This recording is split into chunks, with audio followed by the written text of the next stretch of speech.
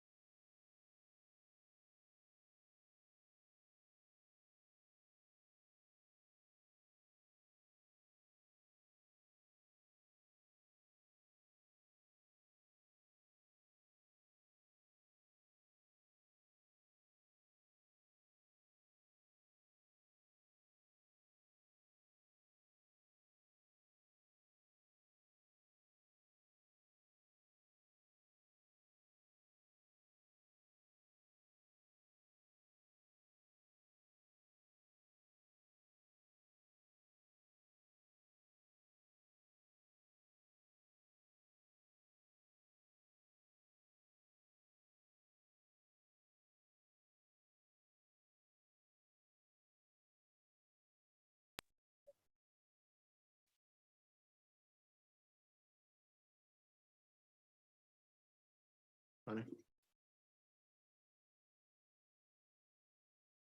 We're going to go ahead and call this meeting to order. This is the city of Palatka, November 14th, 2022, special call meeting. The notice reads as follows: to Commissioners Tammy McCaskill, Will Jones, Rufus Boardman, Justin Campbell, you're hereby notified that a city commission's meeting to be held on November 10th, 2022 at 6 p.m. at City Hall, 201 North 2nd Street, Palatka, Florida, 32177 is hereby canceled due to Tropical Storm Nicole. Special call meeting is hereby scheduled for November 14th, 2022 at 6 p.m. at City Hall, 201 North 2nd Street, Palatka, Florida, 32177 to take place at the regular meeting. Please govern yourselves accordingly. At this time, we're going to have we're going to have our invocation and our pledge. Everyone, please stand. Please bow your head. Dear Heavenly Father, Lord, we come before you right now, thanking you for the opportunity for us all to gather here together in unity. Lord, we ask that you be with us in this meeting, that you allow us to govern ourselves accordingly, and that you allow your will to reign supreme as we move forward with the business of the city. We ask that you watch over these young people who are assembled here today and give them the guidance necessary for them to become tomorrow's leaders. We ask these blessings and all others in Christ's name. Amen. Please join me in the pledge. Allegiance to the flag of the United States of America and to the republic for which it stands, one nation, under God, indivisible, with liberty and justice for all. Roll call, please. Commissioner Tammy McCaskill. Here. Commissioner Will Jones. Commissioner Justin Campbell. Present. Commissioner Rufus Borum. Present. Mayor Terrell Hill. Here. All present and accounted for. We have a quorum, sir. Thank you. Next up is approval of minutes from October 27th. Motion to approve. Second. Motion on the floor in a second. Is there any further discussion? All in favor, say aye. Aye. Opposed, motion carries unanimously. Moving on to recognitions. First up is the fire department, staff promotions and pinning. Captain Branford. I'm sorry, Assistant Chief Branford. I appreciate your time.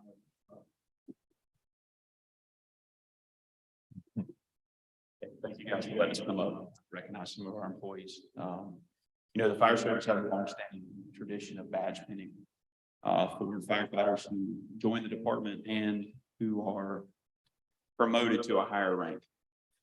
Each individual is pinned by a person of their choosing. So tonight, we'd like to recognize 5 of our Captain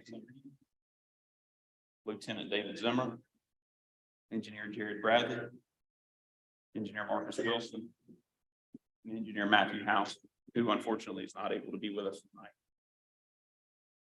Each one of these guys has worked hard, they've studied diligently and tested well. We believe each one of these guys possess qualities that will make the fire department better. And we look forward to seeing them succeed in their new role. You guys have your pins, if you'll go ahead and. Yeah.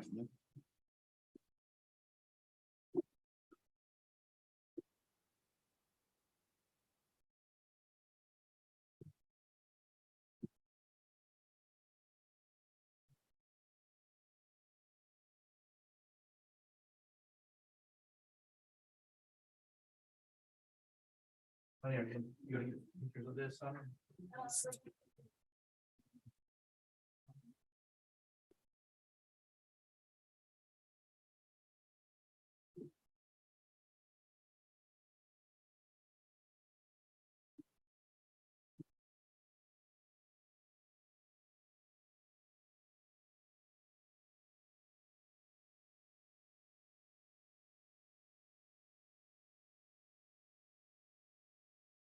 Congratulations, guys.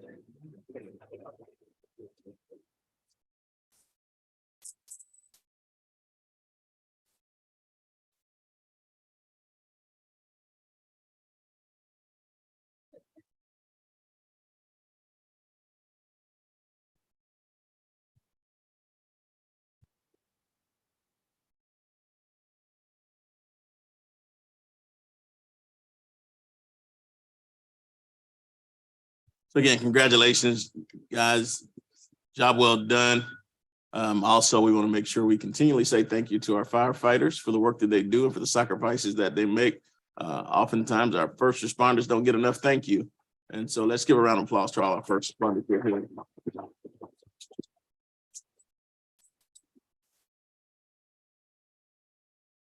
Next up in the spotlight, Employee of the Month.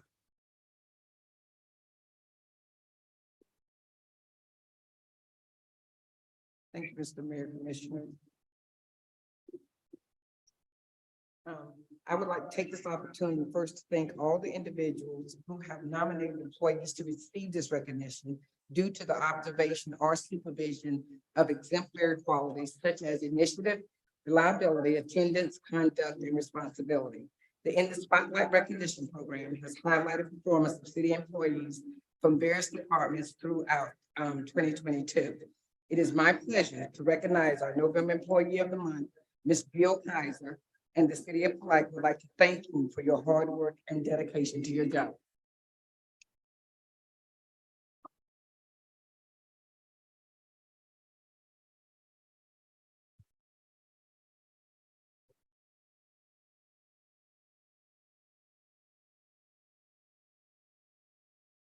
Good evening. I just wanted to say a couple words. I did nominate Jill. Lauren Shank, 9625 Amos Avenue. Jill is an amazing employee, and I have to say she is one of the most knowledgeable here at the city. She truly is the backbone of this organization because, let's face it, money makes the world go round and everything runs through finance. Whether she's training new employees or giving sound advice on best practices, I've always been able to rely on Jill since day one. Thank you for all that you do, Jill, and thank you from the city and the citizens. It doesn't go unnoticed.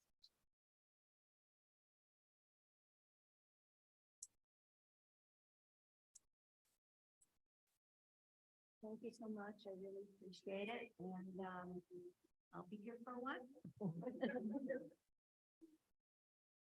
Thank you so much.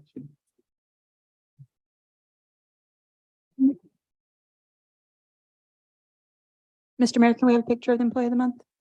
She'll take it. She said she didn't want anybody to see her picture.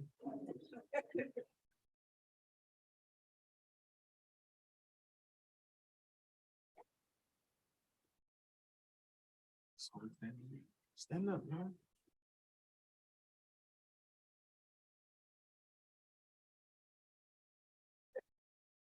Give them another round of applause.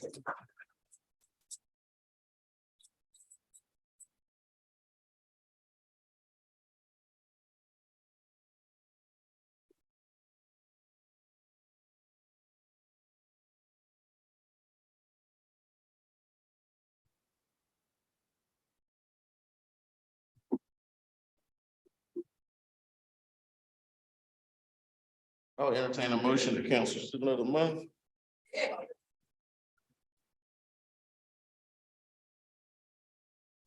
Next up is our favorite time, student of the month. It's an opportunity for us to truly celebrate our young people.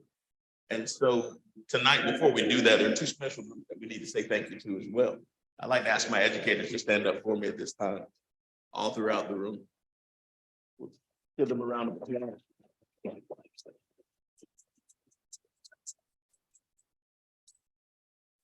This is the group of individuals who work tirelessly, who oftentimes see kids more than their family actually sees them in many cases. And they continually commit. They never get enough thanks, but they oftentimes sacrifice their own resources to make sure that our children have. And so we always want to thank our educators for the work and the sacrifices that they make. Next up is our parents and our extended family members who are here with the students tonight. Will you please stand to be recognized at this time?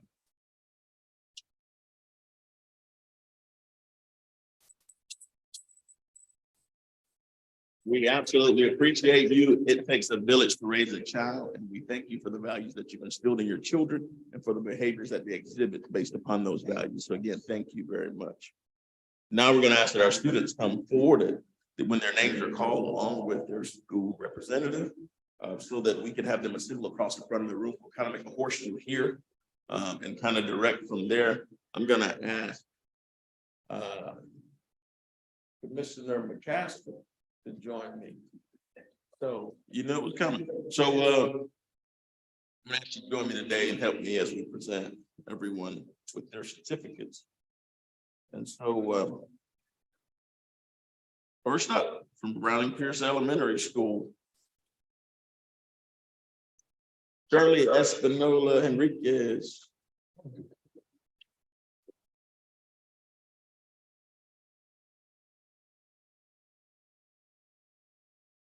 Children's Reading Center Charter School, Bailey Smith. Haley Smith. Haley Smith. From Hillcrest Academy, Wyatt McNeil.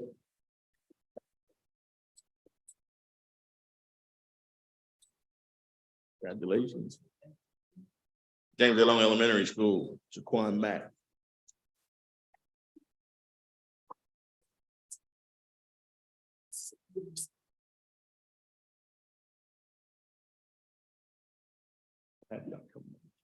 Well, we're gonna take photos with the families in a second, so we have to come back. From Kelly Smith Elementary, Jason Wisham.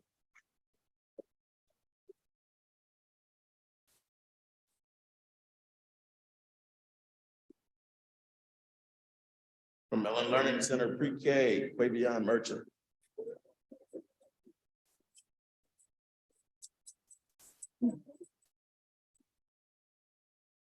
From Mellon Learning Center K through 12, Piper Thompson.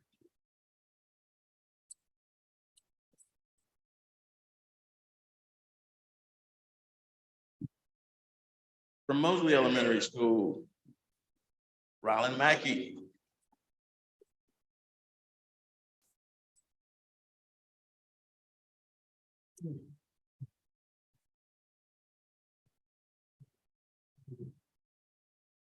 From Palatka Junior Senior High School, Stone Thompson.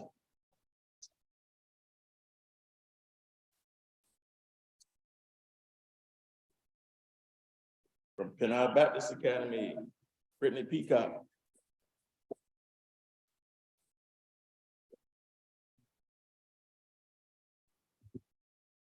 And from Putnam Academy of Arts and Sciences, Tiana Massey Henderson.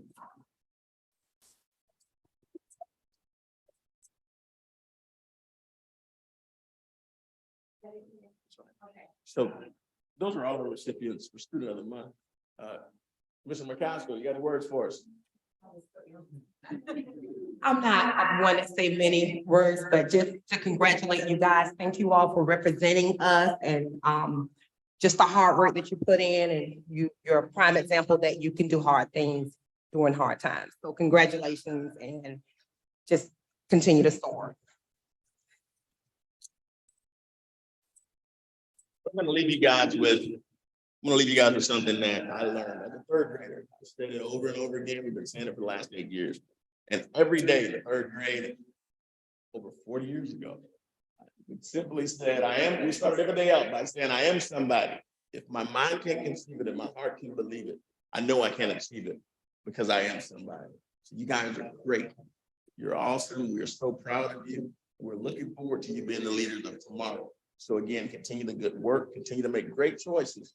And we're just elated that you're our Student of the Month representatives, and we look forward to seeing you again. So let's give them a round of applause.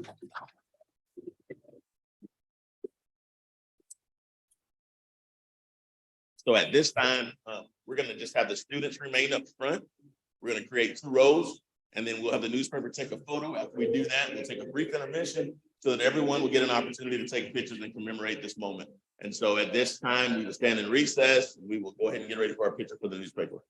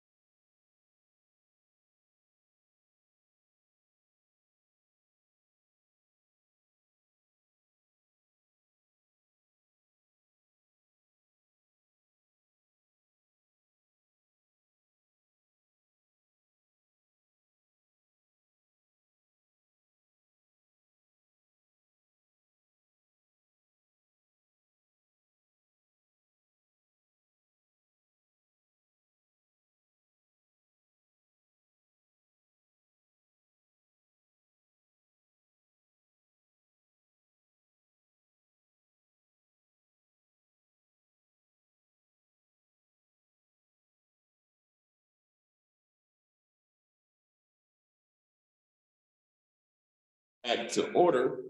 Next up is our proclamations. First up, National Hospice and Palliative Care Month, November 2022. Thank you, Mr. Mayor. Whereas for more than 40 years, hospice has helped provide comfort and dignity to thousands of people in North Florida, allowing them to live their last months, weeks, or days comfortably with the people that they love. Haven utilizes an interdisciplinary, team-oriented approach to treatment, including expert medical care, quality symptom control, and comprehensive pain management as a foundation of care. Whereas beyond providing physical treatment, Haven attends to the patient's emotional, spiritual, and family needs and provides family services like respite care and bereavement counseling. Whereas Haven provides a community-based palliative care, which delivers expertise to improve quality of life and relief from pain and can be provided at any time during an illness. Whereas in an increasingly fragmented and broken healthcare system, hospice is one of the few sectors that demonstrates how healthcare can and should work its best for its patients. Whereas every year, 1.5 million Americans living with life-limiting illness and their families receive care from nation's hospice programs and communities throughout the United States, including Haven. Whereas Haven is an advocate and educator about advanced care planning that helps individuals make decisions about the care they want. Whereas the Centers for Medicare and Medicaid have pledged to put patients first in all of its programs, including hospice, ensuring a coordinated and patient-led approach to care, protecting patient choice and access to individual services based on a patient's unique care needs and wishes. Now therefore, I, Terrell Hill, Mayor of the City of Palatka, together with the members of the Palatka City Commission, do hereby endorse and proclaim November 22 as National Hospice and Palliative Care Awareness Month in the City of Palatka. And we encourage our citizens to increase their understanding and awareness of care at the end of life, discuss their end of life wishes with their families, and observe this month with appropriate activities and programs. In witness whereof, I have hereunto set my hand and caused to be affixed the official seal of Palatka this 14th day of November in the year of our Lord 2022. So move. All in favor, say aye. Aye.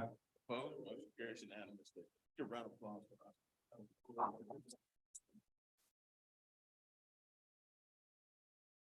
us. He's really trying the short jokes on me this afternoon. But thank you, Mayor, and thank you, Commissioners, for allowing us to come. You guys graciously allow us to come and accept this proclamation every year. On behalf of Haven and Mr. Shaw that was with me tonight, sits on our Community Advisory Board. We do appreciate you guys allowing us to come and do this. We appreciate your support. And always everything that you do for us within the community and allowing us to serve here alongside you. So thank you again for the proclamation, and we look forward to it again next November. Thank you.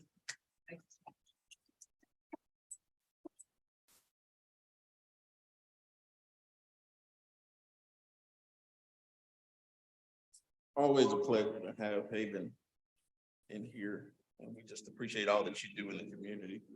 Next up, Veterans Day. Thank you, Mr. Mayor.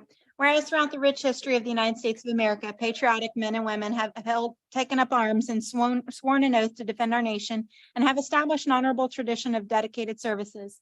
And whereas our soldiers, sailors, airmen, Marines, Coast Guards, and merchant mariners, many of whom paid the ultimate sacrifice to ensure our country remains the land of the free, have made our city, county, state, and nation immensely proud. And whereas the patriotism of those in uniform who continue to defend the timeless truths and great freedoms on which our nation was founded will continue to serve as an inspiration for generations to come. Whereas we will always honor and support the selfless sacrifices and courage of our military spouses, children, and families. Whereas the state of Florida is recognized as one of the most military and veteran-friendly states in the nation, with more than 1,492,000 veterans living in Florida. And whereas Veterans Day is an annual opportunity to honor the patriots who answer the call of duty to protect our nation and preserve our freedoms. Now therefore, I, Terrell Hill, Mayor of the City of Palatka, together with the members of the Palatka City Commission, do hereby endorse and proclaim this past Thursday, November 11, 2022, as Veterans Day in the City of Palatka, and encourage our citizens to recognize the fortitude and sacrifice of our veterans. In witness whereof, I hereunto set my hand and cause to be affixed the official seal of the City of Palatka this 14th day of November in the year of our Lord 2022. So moved. Second. First and foremost, second, all in favor, say aye. Aye. Opposed, motion carries unanimously. Do we have any other veterans in the room? Mr. McNair, these are two of our veterans. We want to present you guys with a proclamation for Veterans Day. We want to thank you for your service. And come over here, please.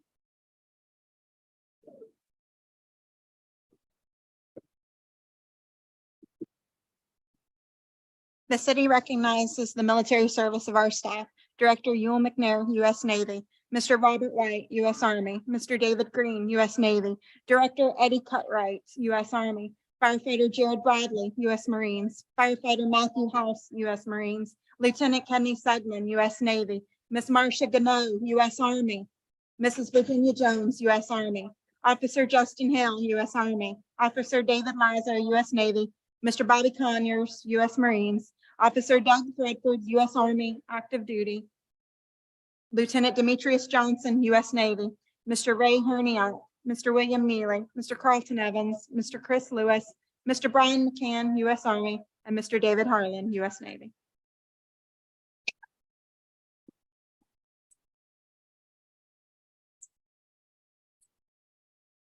Make sure we recognize Ms. Marcia Gano, who just walked in the room as well, who's also a veteran here. And we just want to thank you for your service and for all that you do in this community. So again, thank you very much.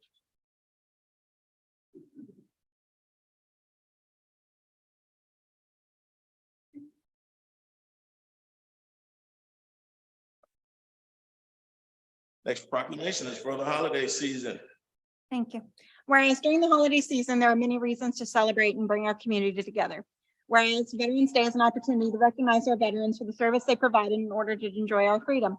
Thanksgiving is an opportunity for reverence and gratitude for the bountiful blessings afforded to us by our Creator, and to recommit to a sharing in the spirit of thanksgiving and generosity with our friends, neighbors, and families. Whereas Hanukkah is a chance to reflect on the triumph of liberty over tyranny, the rejection of persecution, and on the miracles that can happen even in our darkest hours. Whereas Christmas and the Epiphany are annual opportunities to help instill the joy of giving, spread positivity and excitement, teach others about different faiths, and spend quality time with loved ones.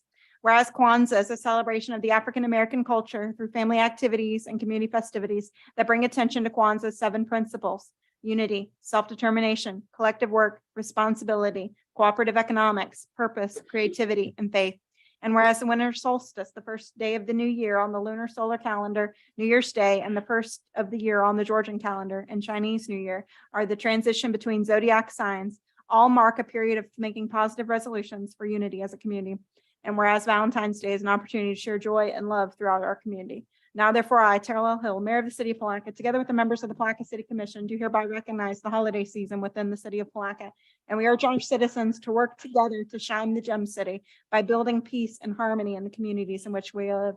I have here now therefore, I, Terrell Hill, Mayor of the City of Palatka, together with the members of the Palatka City Commission, do urge our citizens to work together. And I have hereunto set my hand and cause to be affixed the seal of the official city of Palatka this 14th day of November in the year of our Lord, 2022.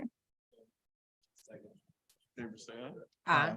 Opposed, motion carries unanimously. And I have with me today Ms. Lakeisha Session, who with PHA as well as Creative Cousins, she's going to set the proclamation on behalf of the citizens.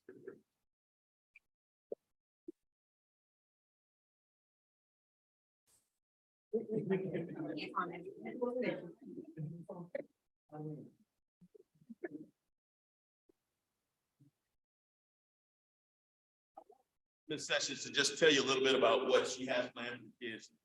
If you are familiar with Creative Cousins, they do many events within this community as a whole.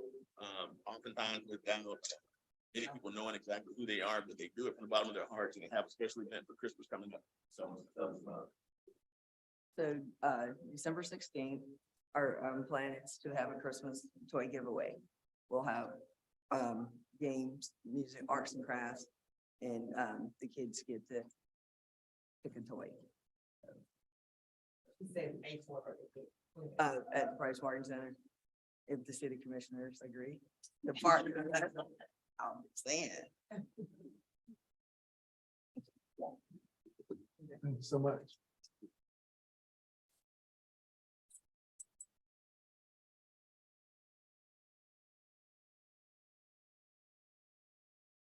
We will not have the first responders program from Baptist Hospital. They were unable to make it today, so we will push that on the agenda. And now we'll explore the public comment.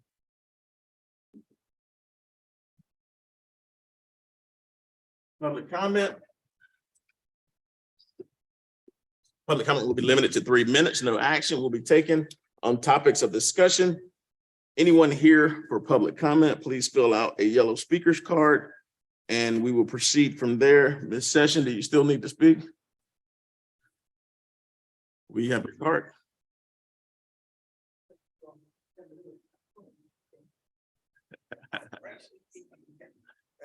Just give your name and address for the record. You have 3 minutes. Freshman, 2300 Marshall Street, apartment 2116, Palatka, Florida.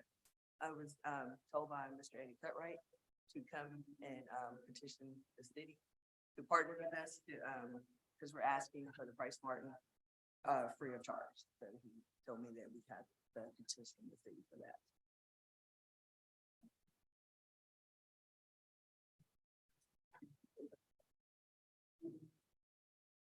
So it's a citywide event that's going to be used for the kids. It is my position that it's a perfect opportunity for us to continually move forward with what we have in place. It's not on the agenda, but it's something that can be done administratively if there is no objection from the commission. Yes. In helping the community.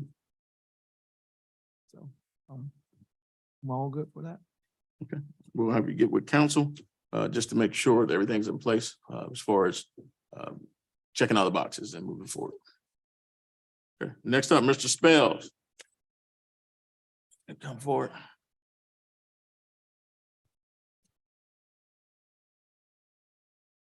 My name is Jacob Spell. I live at 5019 Field Avenue, adjacent to St. John Riverside College. I learned at an early age, my mother and father taught me never to disrespect anyone, regardless of what position you hold, what church you go to, what vehicle you drive, or what position you hold. Because we all part of our environment. And if you disrespect anyone, not two, but one person in the midst of others, ask them to sit down in a conversation. That make others stand up. And their voices will be heard. Not my voice, but the people's voice. And to the mayor, with all due respect, the record showed, and the people spoke on the 8th of November. You're not here to personal gain, self-interest. You're here to serve the people. And there's many people who feel the very same way that I feel, but they feel that their voices wouldn't be heard. But I'm here to speak for them.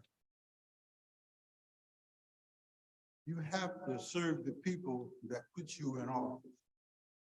You're only a pawn in the game. They can destroy you anytime they want to. And the record showed that November the 8th. So beware, my friend. Turn the page and look at it. And if you're as smart as you claim to be, you'll understand exactly where I'm coming from. The people are the ones that put you there. Let this be an eye opener for all of you up there, because they can come together, but you all seem to can't. So you need to let November the 8th be an eye opener, because the people are coming together. The record shows that. It's just the beginning. It's starting. So beware, my friend. Serve the people, not for personal gain, not for the people you work for, or yourself. They say it's all right to be a fool one time, but don't be a damn fool. Thank you. The Bible also says, judge ye not, lest thou be judged. So we appreciate your comments, and God bless you in your state of life, and look forward to many more things coming from you. I appreciate my 8 years here because I served from my heart.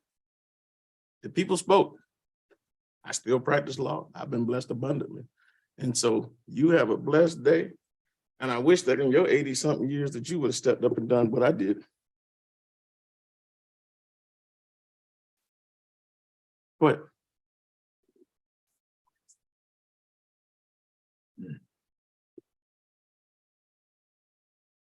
Allegra Kitchens, 1027 South 12th Street, Palatka, Florida.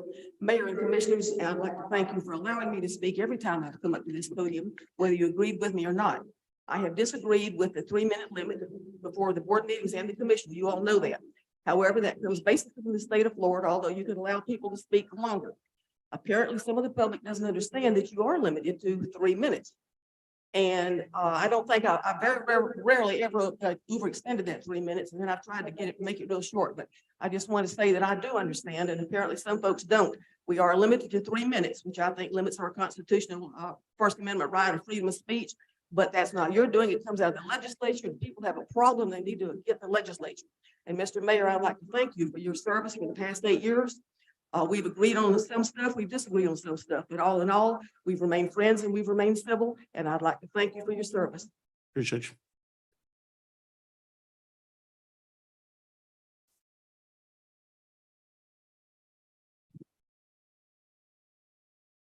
Anyone else here for public comment at this time?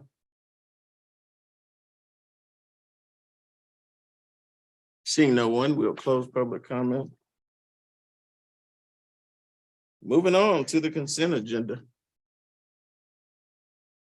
Item number 5 on the agenda, you got items A through L. Are there any items you wish to have removed at this time?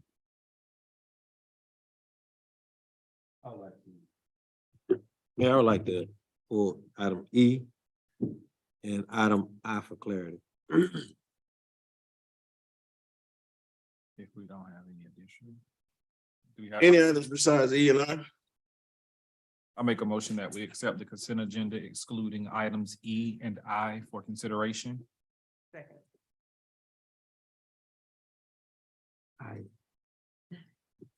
There's a motion for the second. All in favor, say aye. Opposed, motion carries unanimously. Moving on to 5E. Adopt resolution 2022 R197. amending the general fund budget to carry forward unspent balances for Fellas contract, employee wellness program, and the Mulholland, prepares. Thank you, Mr. Mayor. Resolution 2022 R197, a resolution of the City Commission of the City of Palatka, Florida, amending the 2022-2023 fiscal year general fund budget to carry forward Raftellus impact fee contract balance, employee wellness program balance, and project balance for repairs of the Bronson Mulholland House and providing for scrivener's errors. Second. There's a motion on the floor in a second. What's the discussion on this item? I just have a question to clarify, carry forward, unspent monies.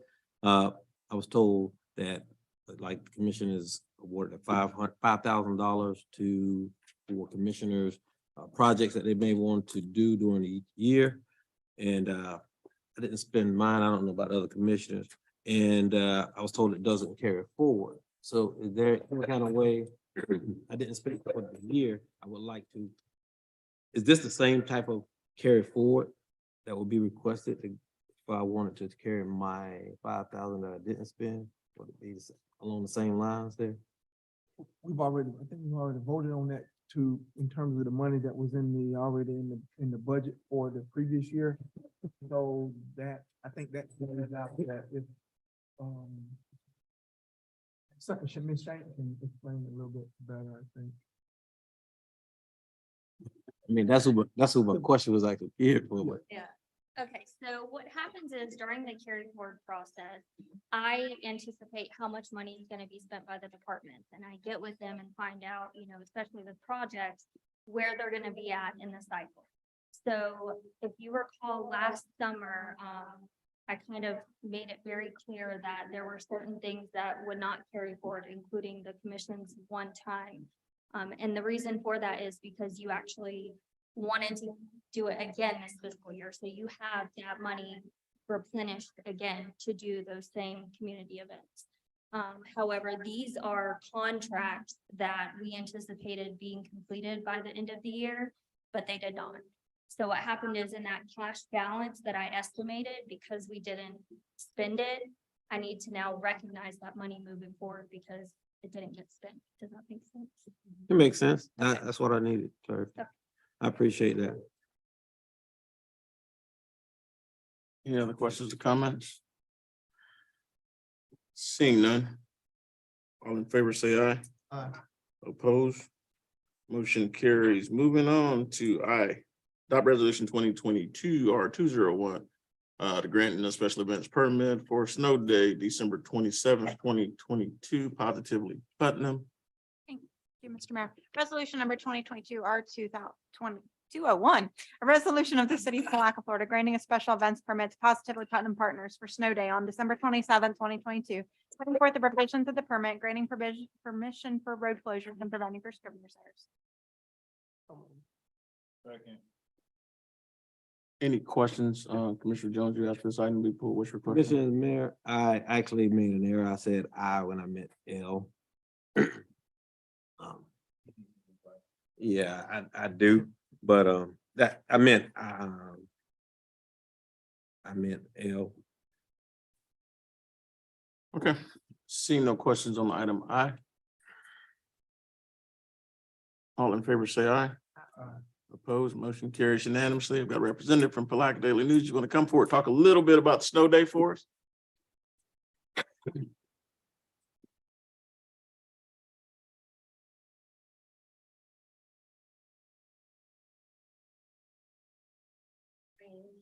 a slide, it's two slides that are coming in, they're put together. Then we're gonna have two different places for snow, one for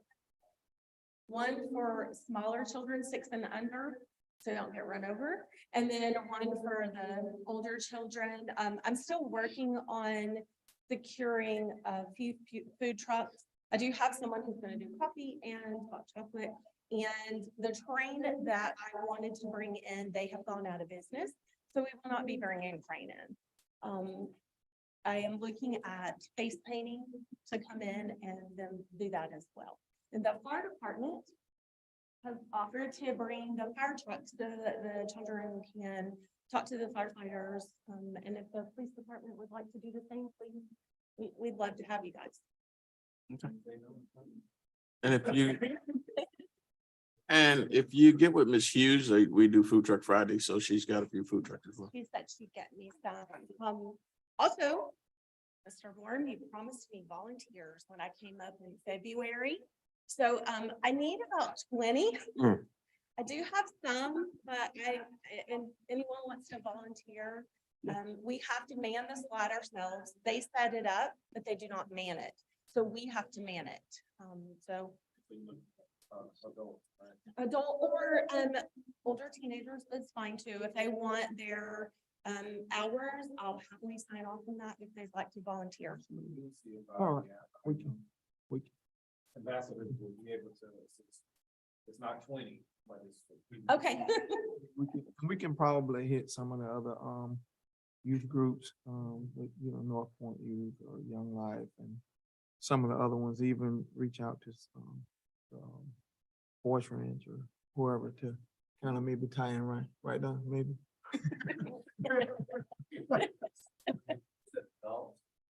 Well, older teens, because they're gonna be making sure that they clear the slide before the next one comes down, and those kind of things, so we have to plan for that accordingly.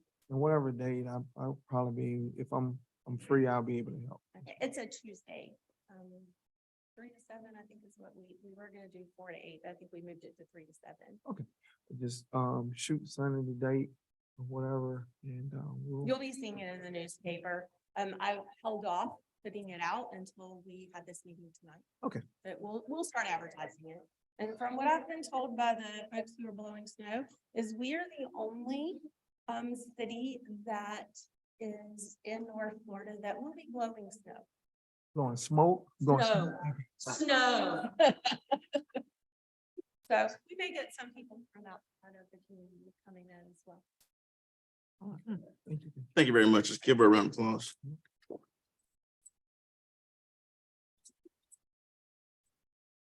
Moving on to regular business. Item number 6 on the agenda. We've already covered those items. Item number 6 on the agenda is adopt resolution 2022 R204 authorizing a contract extension with RQ Music LLC for the production of 2023 Blue Crab Festival. Mr. Manager. Mayor,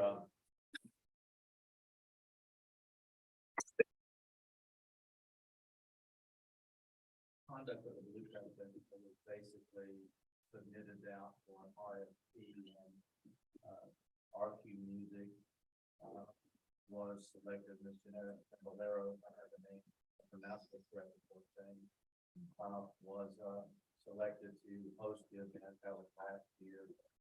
At that time, we provided for the ability to extend the contract or renew it, so to speak.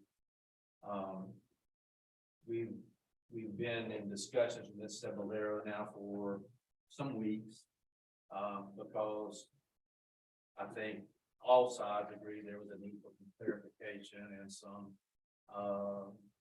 modification of the contract. It was our first time doing an event of that nature, a partnership of that nature.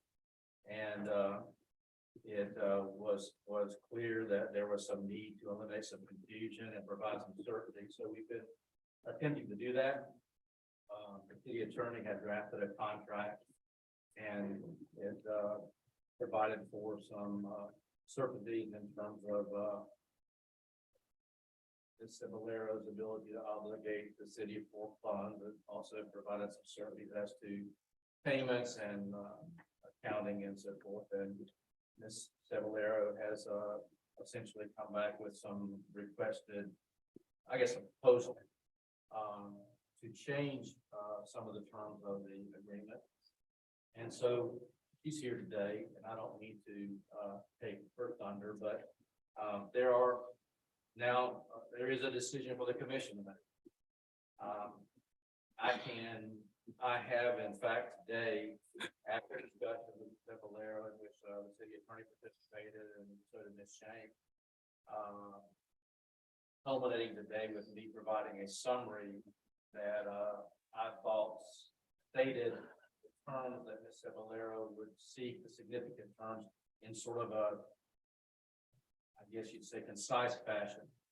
And I believe that Ms. Valero is, I think, generally in favor of these terms, but I think she still has some questions about some things.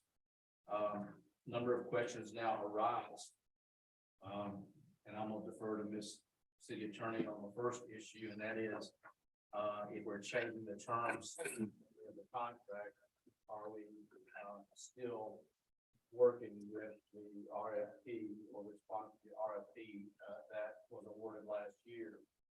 And then secondly, and lastly, of course, the terms themselves are terms that this commission is going to have to decide upon, because this is not an operational decision in my estimation. So I've summarized those terms, and I can summarize them fairly quickly. And if you please, I'll move forward with that. Ms. Valero has asked for a budget of $185,000. That amount would be inclusive of her fee, which would this year rise to $22,500. That's her base fee. So that 185 would include the 22,500. That budgeted amount would not depend for funding upon any expected revenues of the festival. In other words, the city of Palatka would commit to funding and guaranteeing $185,000 for payment of expenses associated with the festival, inclusive of Ms. Valero's fee, not including alcohol-related sales. We would hope to get commitment for but one way or the other, that one is essentially obligated to fund. RQM, which is the name of the ministry, music LLC, that is essentially Ms. Valero Limited Liability Company, to receive its payment in 3 installments. $7,900 on contract signing, $5,000 paid on February 28, 2023, and $10,000 paid on before May 15, 2022, which is before the festival was held. The allocation of non-beverage related revenue would be as follows. Non-beverage related revenues for the festival would be received by the city. That revenue would include everything: vendor payments, t-shirt sales, parking fees, sponsorship funds from either private or public entities. They'd all go to the city. Those revenues would be divided as follows. The first 75,000 of those revenues would be retained by the city. We apply that towards expenses the city is incurring. All revenues in excess of 75,000 would be shared by the city and RQM, with the city receiving 75% same, and RQM receiving the remaining 25%. But everything over 75,000 received will be split 75-25. Remember, I'll reiterate, this is not staff's proposal. This is the Valero proposal. The alcoholic beverages and related expenses and profits, those would be, and that would be alcohol, bartenders, cups, ice, etc., would be purchased by a nonprofit corporation with which Ms. Valero is affiliated. Those expenses would not be included in the 185. They would be borne by the nonprofit. All revenues generated by the alcohol beverage sales would be received by the nonprofit, not by the city. They provide further reimbursement of expenses incurred and directly connected to the alcohol beverage sales and effort. Any profit is generated at the payment of expenses to be divided with the first 10,000 going to the nonprofit, and RQM was open to suggestions regarding the remaining profits. This is recommended by staff, depending upon whether the city chooses to move forward with other terms or modify those terms. But regardless of what terms we end up with financially, if we end up with terms financially, staff is recommending some different controls for this year. We're recommending that 2 separate bank accounts be utilized in preparing for and conducting the event. The first account will be established, and all budgeted funds be deposited into that account. 185 is proposed. That's the proposal. RFQ and the city RQM and the city would be co-sponsor signers on the account and no expenditures be made from the account unless both parties sign. Then a separate bank account would be established in which all non-budget related income is deposited as it is received. This account would be held in the name of the city alone, and only the city would be authorized to spend money from this account. Those accounts would be established in local bank, the bank the city does business with, already have our accounts established with. Alcohol related expenditures and income would be deposited and expended from an account held by the nonprofit, which is responsible for alcohol sales. The city would receive an accounting of stated profit and expenses, but we would not have control of that money. The contract that was prepared by Ms. Thomas already specifically provided that that RQM was not to be considered an agent of the city, not authorized to bind the city to any obligation or payment, would not be seen as an employee or in any way representative of the city, and that no commitment could be made without the city specific signing on to it. And it also provided that if RQM incurred obligations for non-alcohol related expenditures which were in excess of 185, inclusive of their fee, then RQM would be solely responsible for the excess. And of course, the city would not be responsible for payment of any alcoholic beverage expense. The duration of the event is contemplated as the same as last year, Friday through Sunday, Memorial Day. So those are the significant financial funds. They are different from last year. This Caballero is here. I guess at this point in time, as we sit here right now, I'll leave it at that.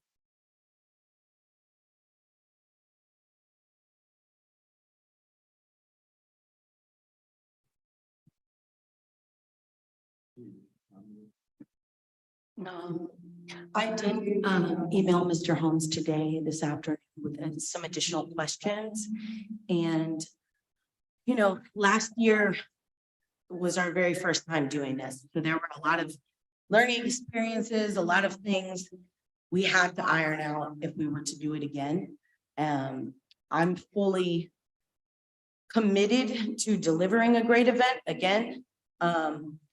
I would just like to make sure everybody is on the same page. We have a little bit more time this time to have conversations regarding, you know, questions of who's going to act on behalf of ownership of the Blue Crab in certain avenues. I don't want to step on anybody's toes. What do you mean? What do you mean? Who's gonna act on behalf of? So one of my questions is, I guess, originally when the budget was established for Blue Crab, I wasn't in on any of those conversations, and I had never done a Blue Crab before the initial budget. That was an answer to an RFP. Along the way, we added things and changed things and, you know, circumstantially made it work. This time we have real numbers and data, and I would like to, I'm basing these numbers off of that data.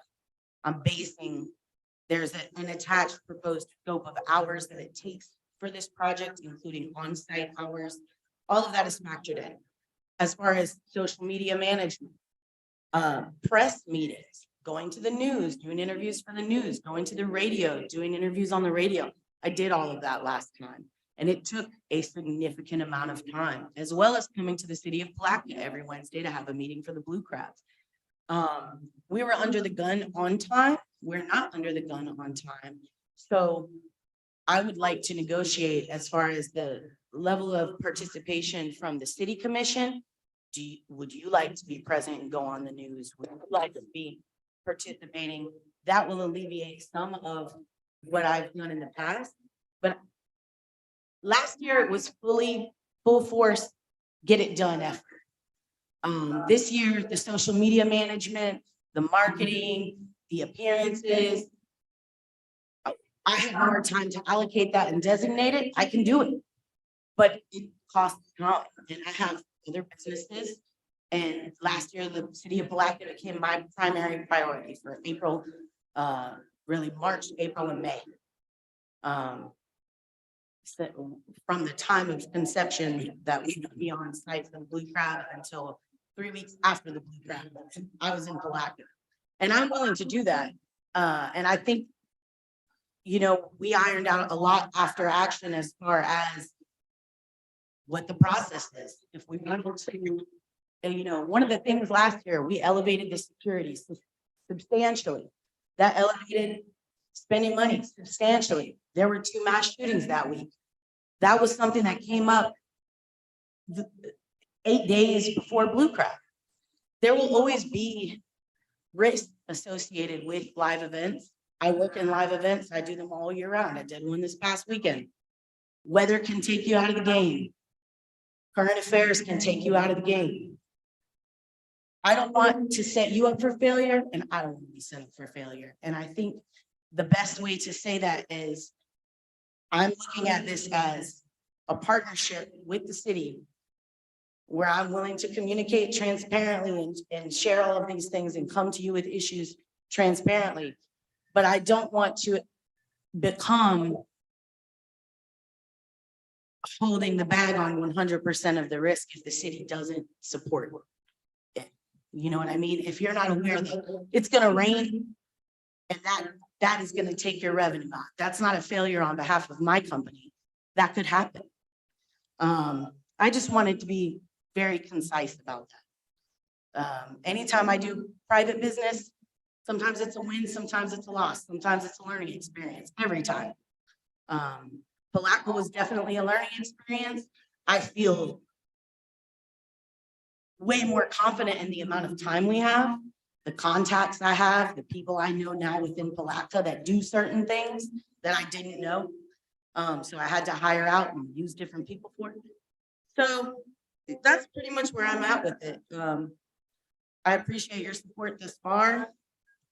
Last year for me, you know, there were things I would have done differently, but you know, hopefully I have that opportunity to move forward. So.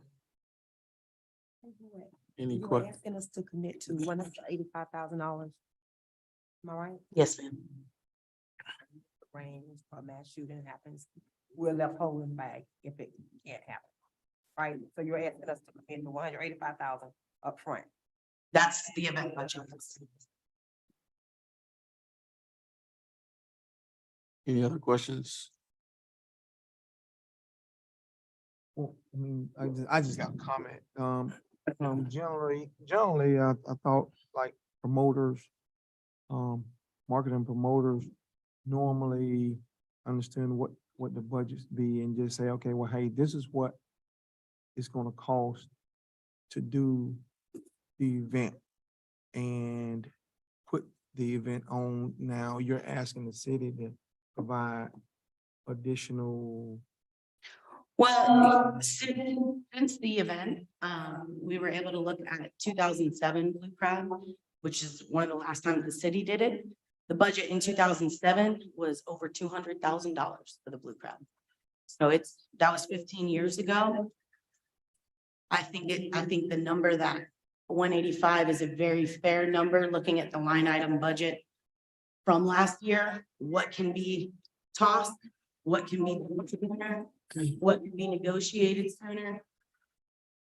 That's that's an honest number. I looked at it as well. I looked back to 2009. Can you speak up for us? I said, I've looked at it as well and spoken with other people around that. And again, we did have a number of additional volunteers during that time. And so if we could potentially hit some volunteers, maybe we can possibly reduce maybe with the right volunteers. You mean reduce the full event cost? Is that what you're saying? You're asking for 185. Correct. But we didn't have any volunteers this past round. So everything was just pretty much just brute, whatever the cost, whether it was security, people who were working the events, different things of that nature. So it was just full cost. Sure. Sure. There was definitely substantial staffing cost to bring in real bartenders, real security guards. You know, there were community volunteers on site. I don't want to take away from that. There were about 40 volunteers. This event does take about 150 people. Some people, one of the things I learned in Palatka is that we had set up an online sign up for volunteers. We had what looked like about 100 volunteers. Well, in the morning, we had about 40 13-year-olds show up that were freshmen at the high school and said, "We're here to volunteer. We signed up." So, you know, a lot of, as I said, it's win, lose, learn. And we put them to work, but with additional time, we can involve civic organizations. We can do a lot of that. I have some questions more so directed to staff. We've heard the recommendation of what has been brought before us with her concerns. Do we have anything from the city based on, I guess, a recommendation from the city if we were to do something of this magnitude? Because one thing that we all can be in agreement that some things we shouldn't be city driven, but it is now under our wings, so we're gonna have to do something with it. And I believe aside of the commitment that was made on last year, just the ongoing commitment of what has been transpired by the company in Palatka shows that there is a commitment overall to wanting to have something successful in the city of Palatka with the Blue Crab and other events. But my concern is, well, it's not really a concern. Do we have anything that you all would be able to give us aside of what was given from this, I want to give the company thing. What's the proper name for the company? RQs. Do you have anything different that comes from staff recommendation? Commissioner, our concern as staff was, from a business financial perspective, trying to build some certainty into the process.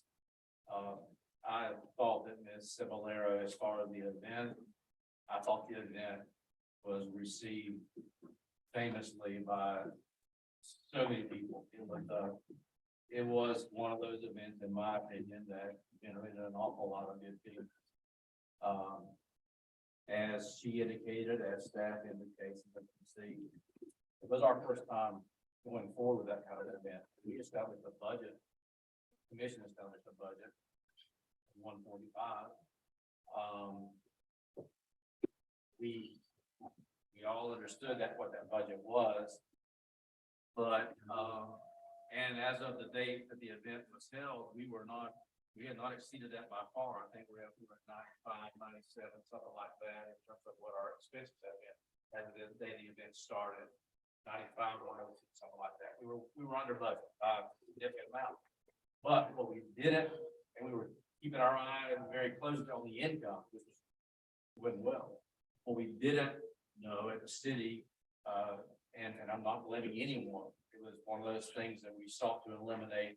Uncertainty we sought to eliminate with this go round was that there were a lot of commitments out there for payment that they weren't factored into the numbers. So when we got all through, our income was huge, about $300,000, but so were our expenses, about $298,000 or something in that range, 299. So we didn't make any money, and I'm not saying we're there to make money. I understand that city government sometimes provides a service and the income, and you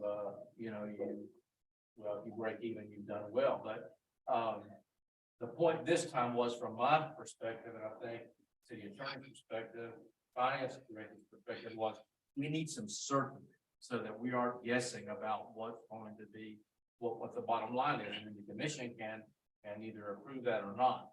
So from our standpoint, we try to draft it simply to say, this is the number, 185, including your salary, whatever this will buy us, then this is what the festival becomes. But 185 is all we're paying. It's like, buying a house, this is the maximum we're gonna pay.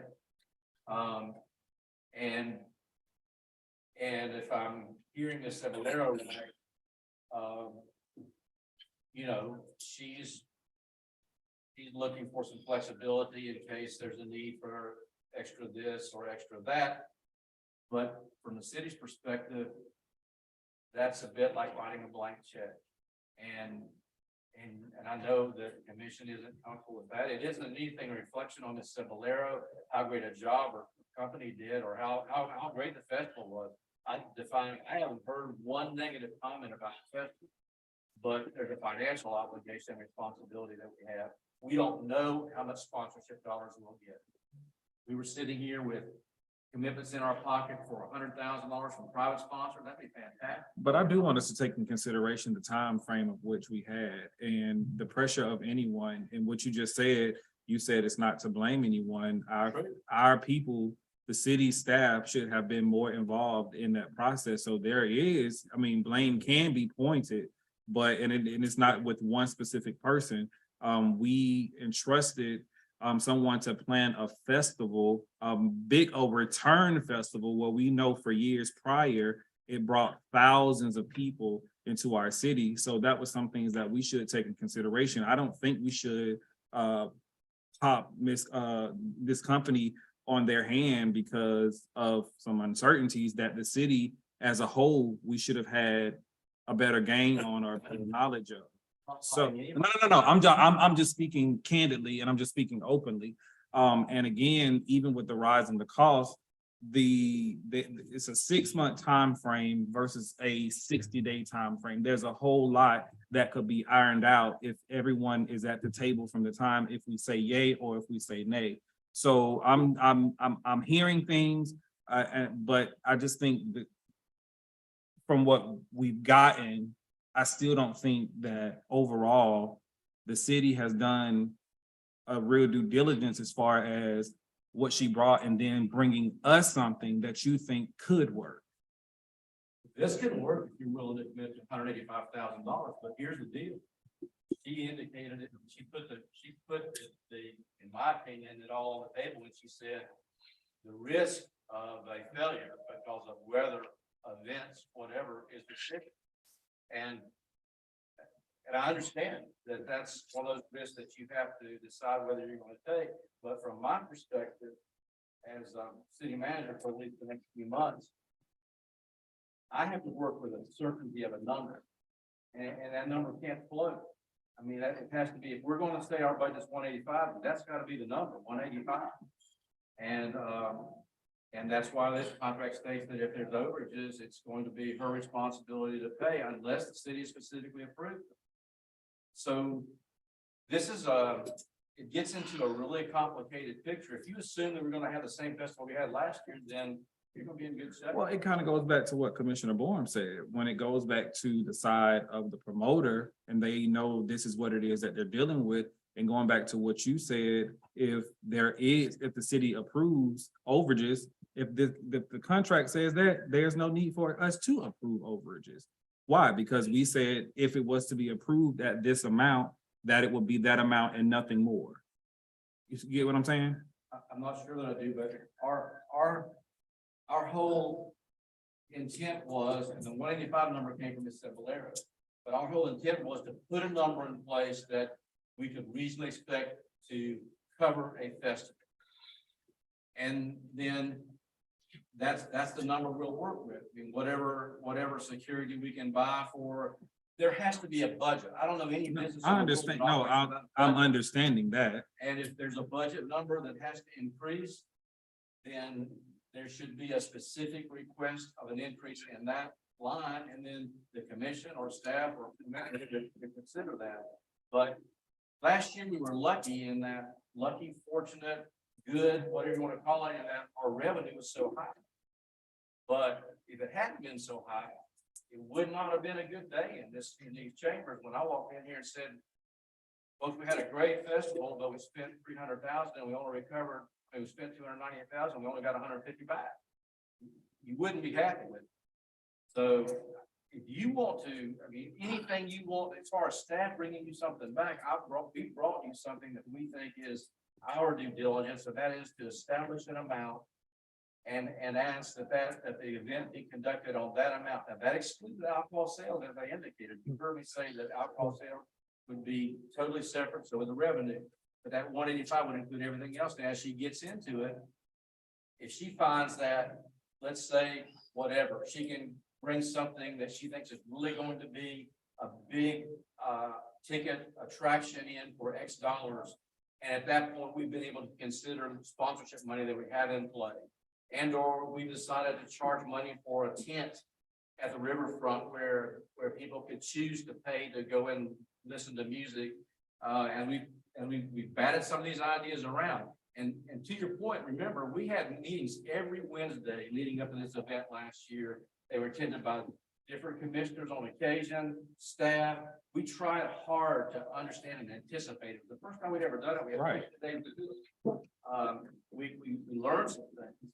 But from my perspective, there just has to be, I'm speaking, I say from the city's perspective, at least in my opinion, I think the city, I won't speak for, but we've got to have some certainty that allows us to make sure that we understand what money's being spent. And if the city wants to then take that risk, so be it. I mean, fantastic. But it's for y'all to decide, I don't think. That's why I'm saying right now you can decide now or next meeting, whatever, on whether you're willing to take the risk of 185. If as we go along in it, you decide that there's if you think it's wise to extend that and take a little bit more risk, fine. But I want it to be, it's my hope that it's done knowingly with all the information in front of you and that there's no surprise. That's all we're trying to do is eliminate surprise. Not saying anything negative about the event. I think the event was fantastic. In our after action meetings, the Seminaro, and we have all agreed there were some things we could have eliminated. And there were things as well, Memorial Day weekend, fuel cost triple what it costs right now. So there were things that fluctuate, fuel surcharges for bringing in a stage. You get a bill at the end for the gas that's used for the generators to run the stage.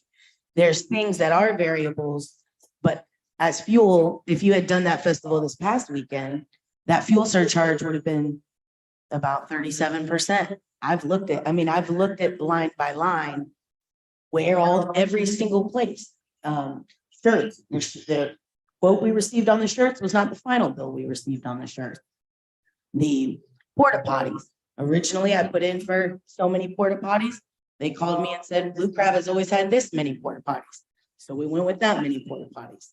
There are things, having done the festival now, that gaming it out can be done under the advisement of the commission. And there wasn't a system in place for a change order for any of these changes. They were just done for the sake of expediency. That's really, this time around, the advantage is time and having done it in the data.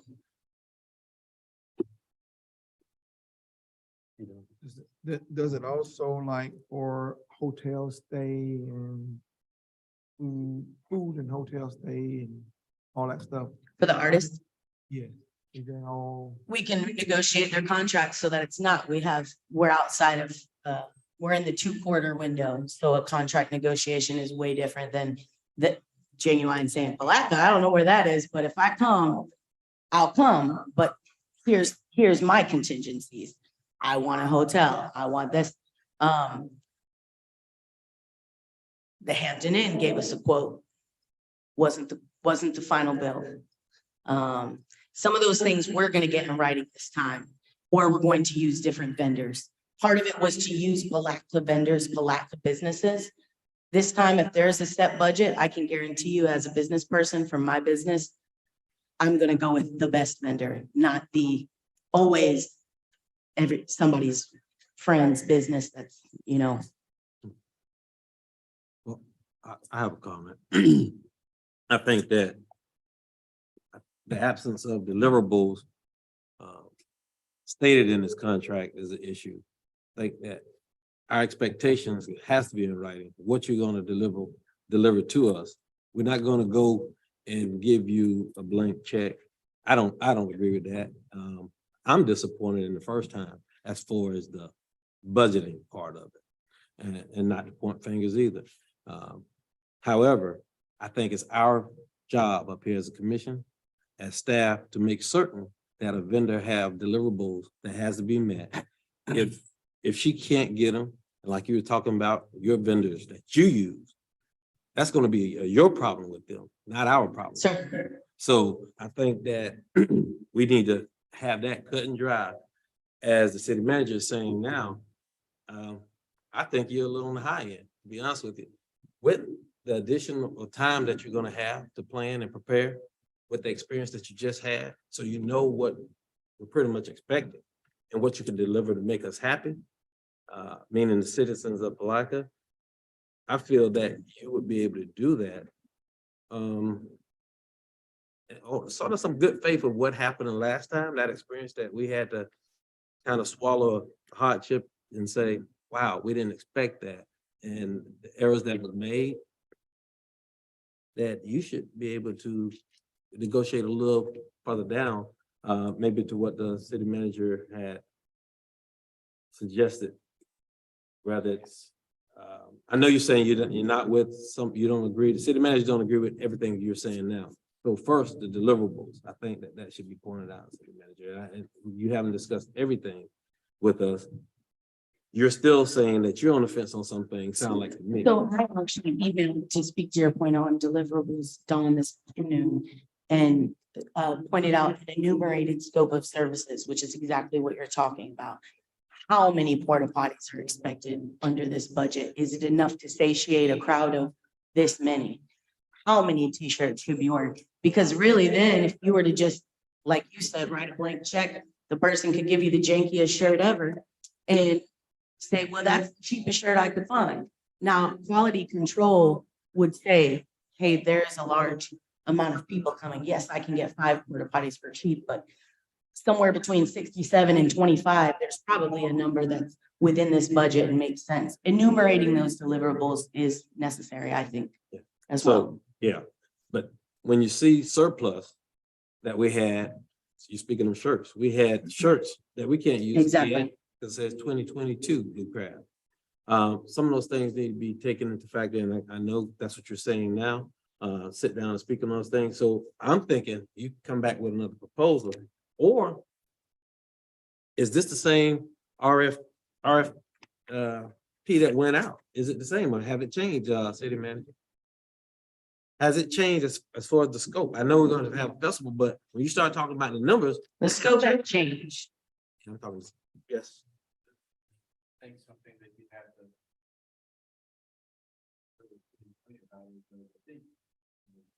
The response to the RFP was 15,000. Right. And I don't remember if there was a fear of profits in that.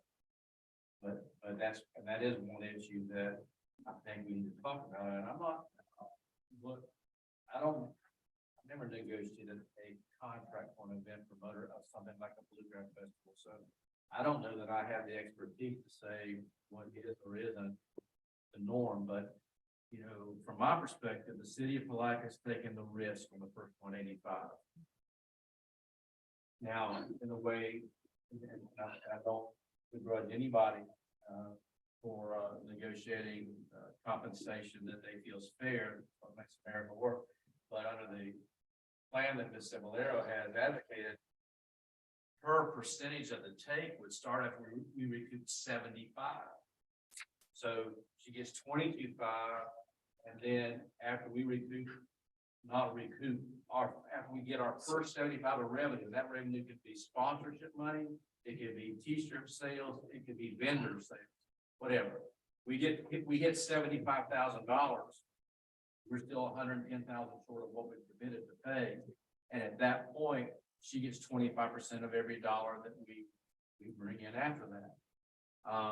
So again, what I'm doing is, the way my mind works, I'm analyzing, I'm not necessarily advocating, but let's say that you've got back 175. You commit 185, your revenues are 175. You get the first 75 and that's yours. The next 100, you get 75 of. So now you recoup 50.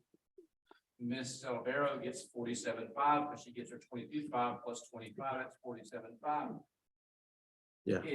And so you're 35 in the hole from your 185 is what I'm simply saying. Now, that's not just I get it. just a simple example, but my point is, if we're bearing all the risk of the 185, I guess my druthers would have her percentage kick in at a higher number than 75,000. That's me.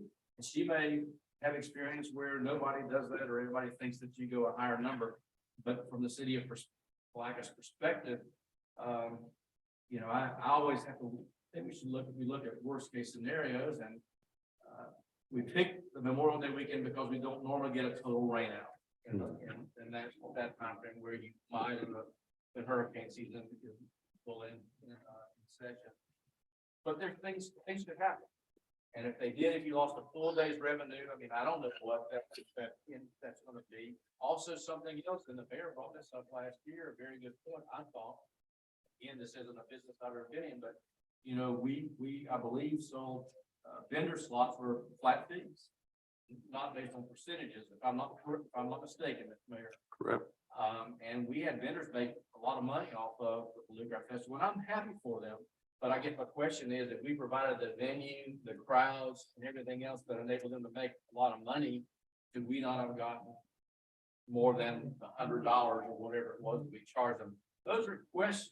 Again, I'm not an event promoter. I'm not negotiated these contracts in the past, but just in normal business parlance, if you provide a venue and a crowd to somebody who makes $15,000 or $20,000 and they only pay you $100, that's a pretty good deal for them. Yeah, I do. Well, I thought it was higher. Just than saying. that. I thought it It was. was, but I would, and I would, knowing what I know now about the sort of crowd that actually, people said there's a big crowd, but we didn't know until we saw it. It would be elevated. The fee would definitely be elevated. That would be that would make up or a revenue share, like what the mayor said, you know, the guy who was selling all the seafood, I guess historically, he's done revenue shares with promoters. Well, I don't know. Okay, that's just what I heard, but I'm just saying. The other thing is, as far as that 185 and Mr. Jones, to your point of, well, knowing what you know now and having more time, I do have more time, but that also means hourly, I'm gonna work on your project longer. And that is the reason for the rate increase. Instead of me working for you guys for 3 months and 3 days to deliver that event, I'm gonna be working on that event for 6 months. And I'm gonna be promoting that event for 6 months. And that's more of my time. I'm gonna come to Palatka 12 more times on a Wednesday and eat up my day. And I do, you know, have a billable hourly rate. And the scope of this project is 700 hours. And under that billable hourly rate, it would equal $59,000. That's why I suggested that there may be some other vendors that could also deliver the same product. And I'm just saying, Sure. because I think that things have changed. Sure, there might be. Have changed. The scope really haven't changed, but The scope, if you look at the line item from the event and you go down, if we were to sit and which we would upon the commencement of this contract, go down that and say, we're eliminating this, we're eliminating this, we're eliminating this to make it fit 185. You might be able to find somebody that could do it, but the number I gave you is how much it's gonna cost for sure. well, I'll say this, and I'll refer it back to the city attorney. If you feel, I think we just need to know before we make a decision that if what she's proposing at this point requires us to put this back out, if not, you know, because the money have changed, what we would pay, what we say we would pay for this service. The original budget for the Blue Crab Festival was $145,000. This is an additional $40,000 that's requested to be added to the budget. Also, there have been some other requested changes as to the amount that the promoter shall be paid. as well as the payment of it. Ms. Sorry about that. Has requested payment prior to the event being conducted. That's So- not a legal issue, that's more of a business problematic issue for the city as far as protecting the city. So last year, I wasn't paid until the conclusion of the event. Part of establishing the initial budget and making sure we stay within the initial budget and post-budget was that payment, that fee schedule. There will be deliverables all along the way, advertising deliverables, things that are being purchased all along the way and stored and held on to by me. That fee schedule is put in place intentionally, and with, in mind to cost and time. That's negotiable, fully negotiable, but that's a proposal.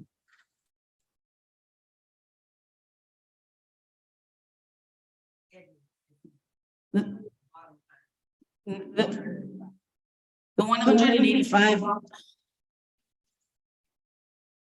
is how much it's gonna cost to do the event. Yes, ma'am.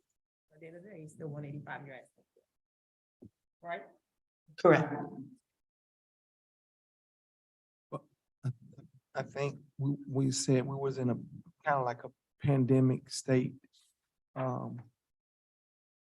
Well, crunch, we was in a crunch where things cost 300 or 400% more Absolutely. than it normally would cause. We increase security, among other things. So we're not in the that crunch at least at this point. Sure. And I don't think we're anticipating that. And so That's the problem, is the anticipation of that is the risk. it's almost like you're factoring that in. This is what I'm thinking. It's almost like it's being factored in, and if we put that number out there and say, okay, well, hey, the city is willing to put up this number, I find it hard for me to say, I know we increased security about a heck of a lot more than what was initially planned. Threefold. The same thing with all of the other things that costed us a lot more money. So I don't think those costs would be in this cycle. So they wouldn't, but the cost of that full festival was $298. So it was 145 to 298. 185 is coming up a little bit, but it's not 250. It's coming up a little bit to say, hey, we have a buffer if something happens to mitigate some of this risk, but it's not the 400% buffer. It's not gonna cost you that again. You have a buffer. We don't have a buffer. Well, you're committing, okay, so let me ask you this. The city could say, we're a sponsor of this event and cut one check and have no risk. The city could say, we're a sponsor. We sponsor $20,000. That's all we do. To develop revenue streams and have the money come back brings the city in as a partner inherent to the risk of the festival, because then you are expecting revenue at the end. That's the bottom line. Either you are allocating the funds for, this is an event, it's gonna cost us this much to do, win, lose, or draw, that's how much it costs us. Or we're doing this event with the intent to generate further revenue. So hold on a second. So what you just said, so are you saying that if the city chose to be a sponsor, you would put the event on yourself? I didn't say that. I just said the city could do that. I'm just trying to make sure I was hearing what I said the city could have zero risk and to just be a sponsor. But the reason the city has a promoter is to develop revenue streams that drive and grow the festival. That's my understanding. Now, if that is not the goal, correct me. Here's what we have in Palatka. That Blue Crab Festival, it pulled a lot of people here for years. Sure. So those things a lot of those things are already in play in terms of pulling people here. That Sure. didn't happen last year. Now, we had quite a number of people who showed up additional, maybe from additional promotion, but I think the Blue Crab is a draw anyway, because people. Absolutely. I'm not negating the Blue Crab's draw. Your community supports the Blue Crab tenfold. Hold on a second. Let's take a 5-minute break. Leave that conversation.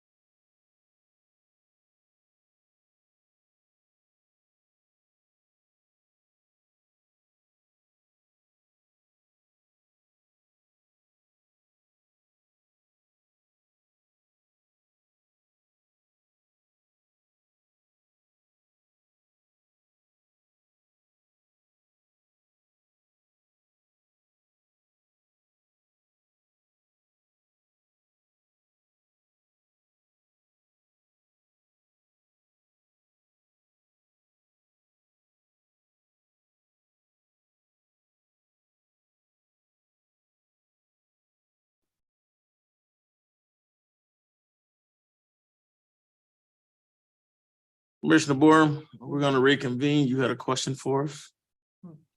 Shoot, you were in the middle of getting your question answered. No, I was just talking about the, you know, that the city and what the city brought to the table as it relates to historical Blue Crab Festival numbers and different things of that nature. So that's all I had.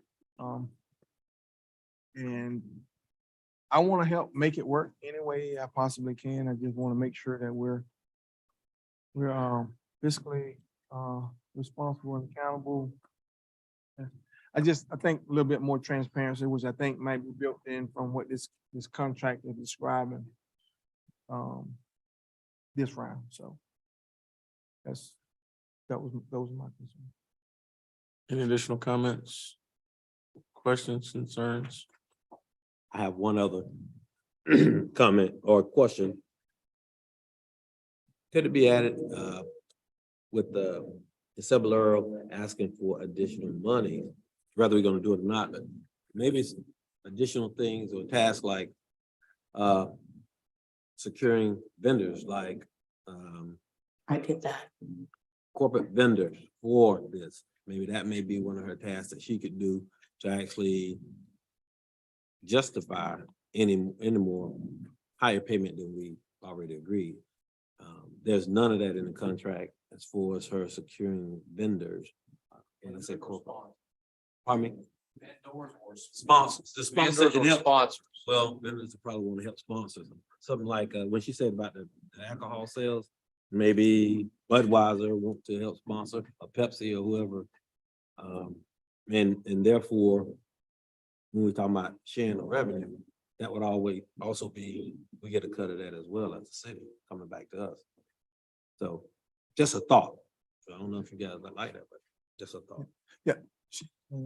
Commissioner, I think we got a number of companies throughout the town. I don't think GP, Seminole, all of these other companies around town as well as throughout the county.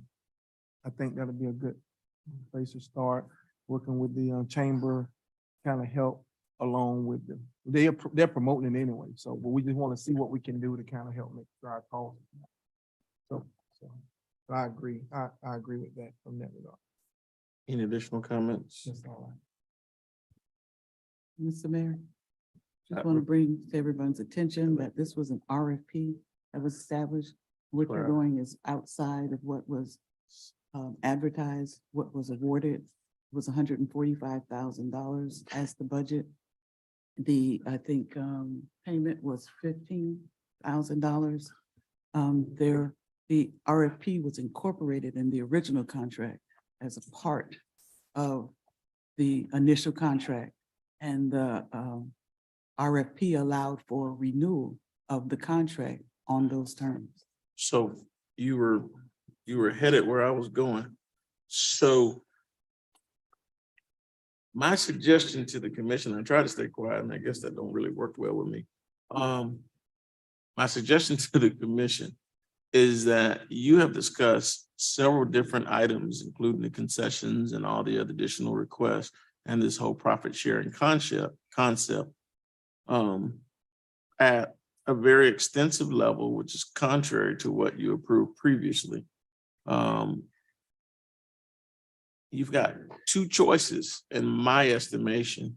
And I guess since I was reminded that I'll be practicing law very soon, it's probably a lot easier for me to tell you that if you extend this contract past the material terms that exist inside of it as it was approved previously, then you put yourself in a position where you become subject to scrutiny as you move forward.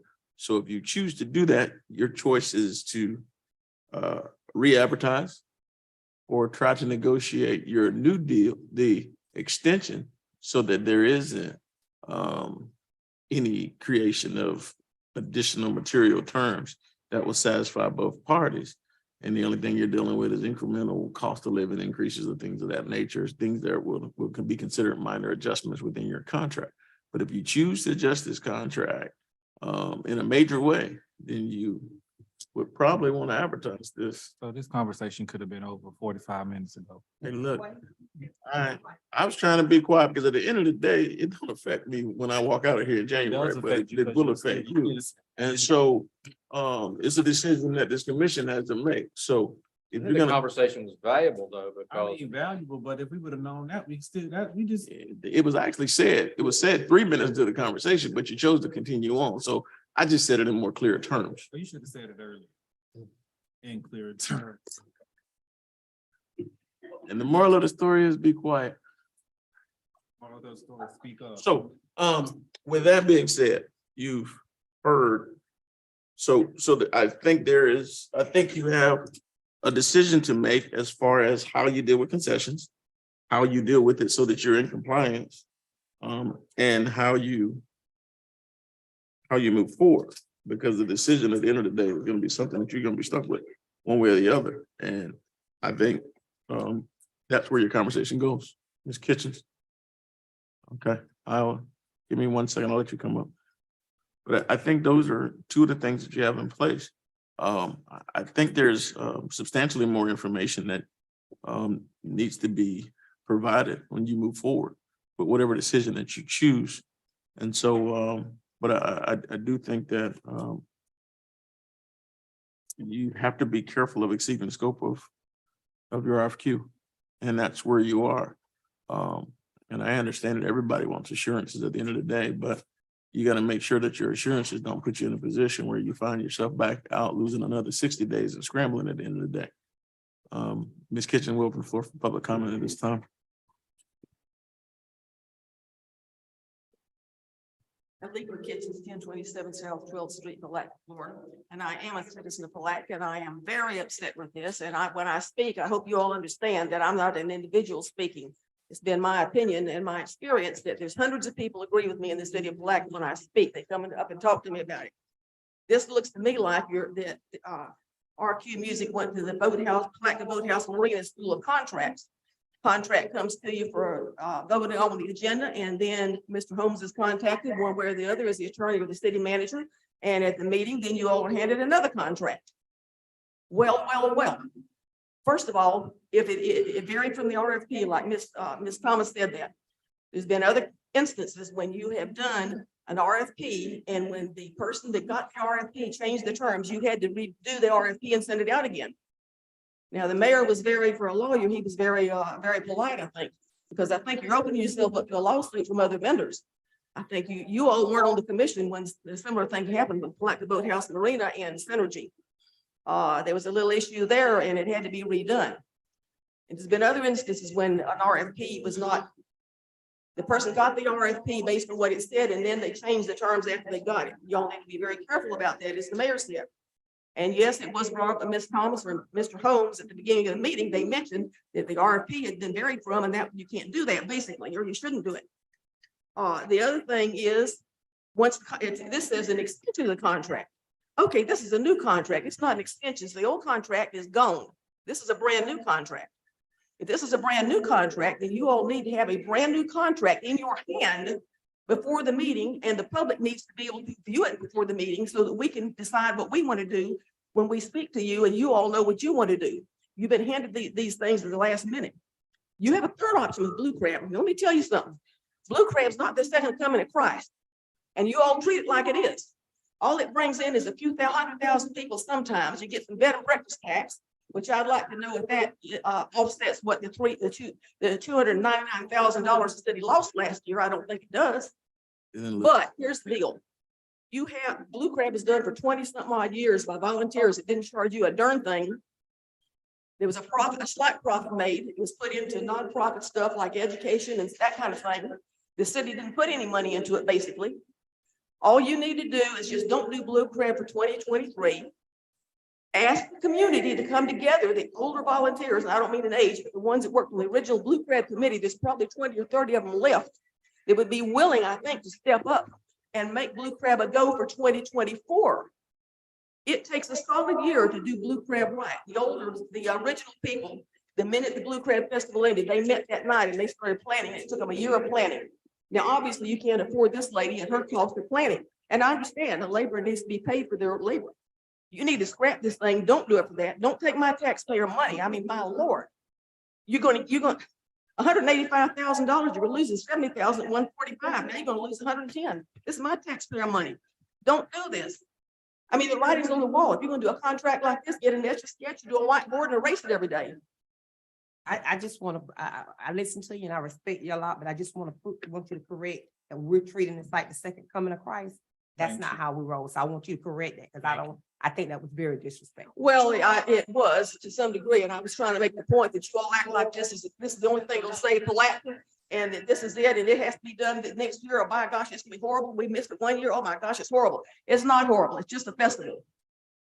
A festival that many look forward to, so thank you. Well, yes, many people do look forward to it. And if you all want to pay me $185,000, I'll put on a real good shoe for you. Price won't go up. We got a second bidder. So, thank you, Ms. Kitchen. Anyone else for public comment this time? So, I know we haven't read the caption yet, so Ms. Grant, I know you're over there ready to read this caption. Thank you, Mr. Mayor.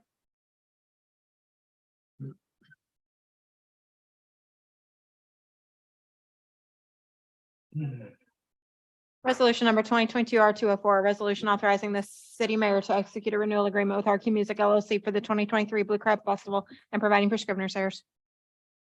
So we've had substantial comments and questions and a whole bunch of suggestions in place. It was actually 3 of the same in different formats. So now that you've heard all of that, I'll entertain a motion.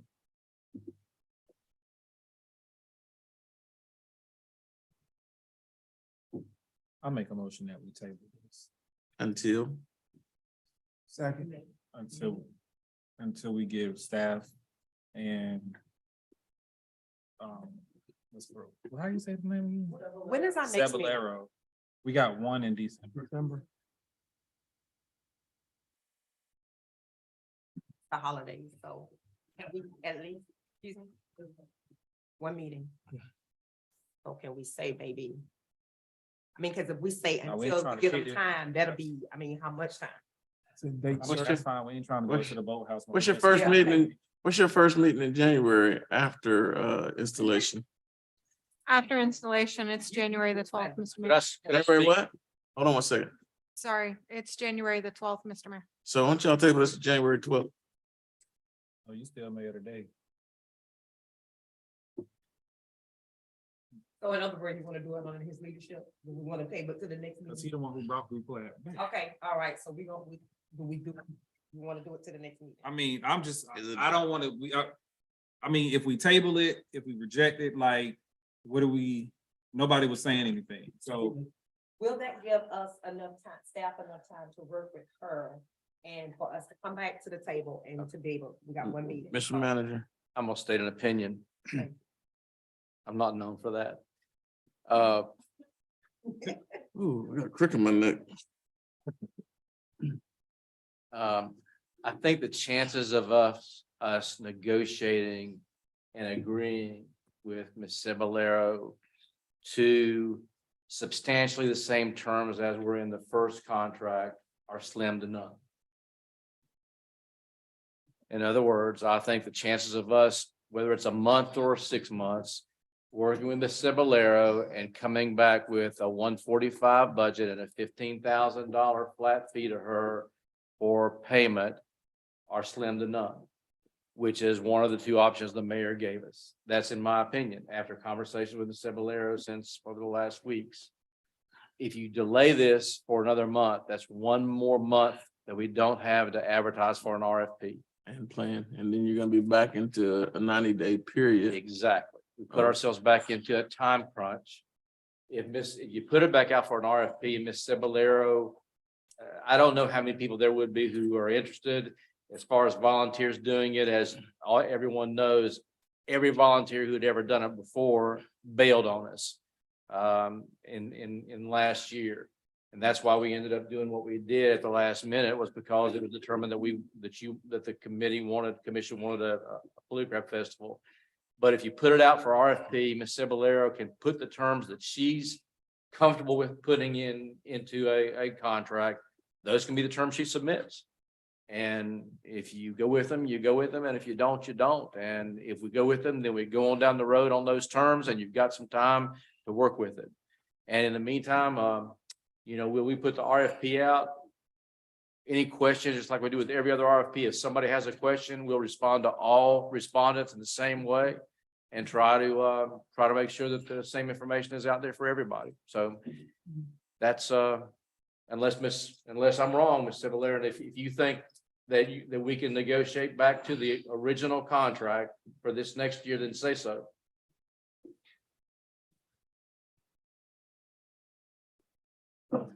Actually, I'm gonna say something that's very intentional.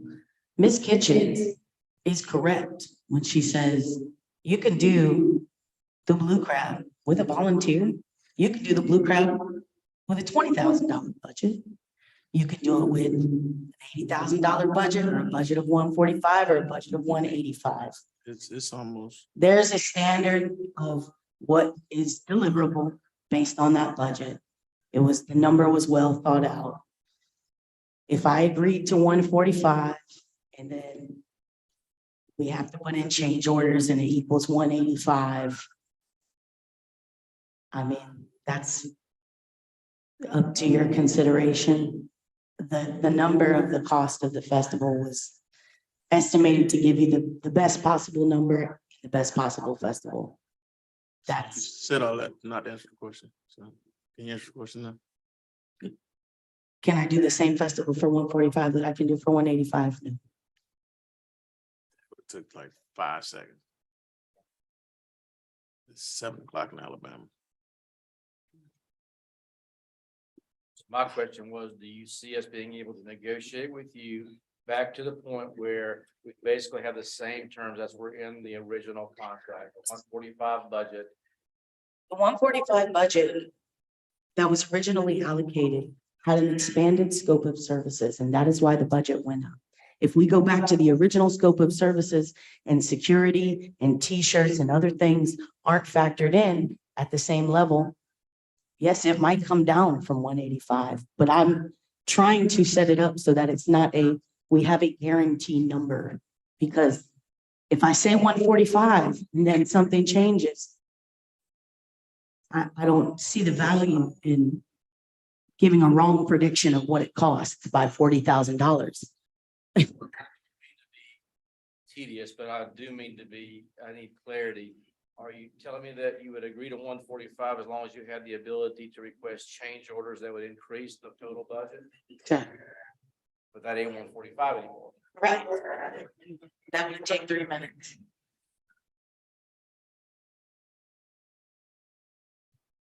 No, that's 6 all the way around. It ain't half a dozen. It's the same 6. Actually, it's more than 145. So- It's 160. That's what it was before though. It's 25 different between the two budgets. Plus 25% cost sharing, plus some other stuff. So I withdraw my motion. Second. is there Cause he. I know, I got you. Is there another motion at this time? Cause I move to reject the contract as presented. Second.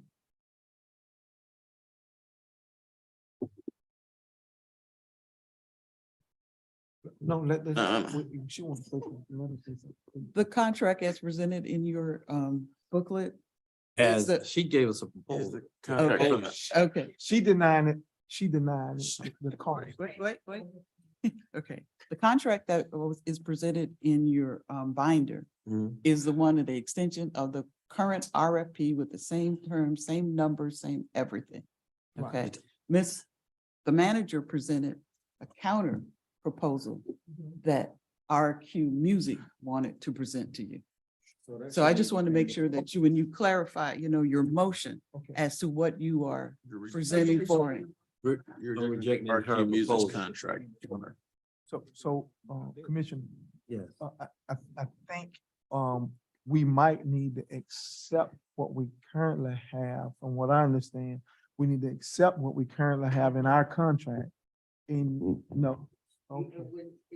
Okay, can we hear from the? Well, can we get some clarity, because he initially was saying that he didn't want to accept this, and then I saw something totally different, then now I'm saying it sounds like it's different because. So the reality is, he can make his motion to reject the proposal, which That's what is, he did. which is fine. But the item on the agenda is acceptance of the renewal of the original contract, which still has to be addressed before we move from this item. And so you can accept renewal of this contract. She's already told you that she's not accepting this contract. So you basically just approve something that nobody's gonna execute. And so it's a waste of time at that point.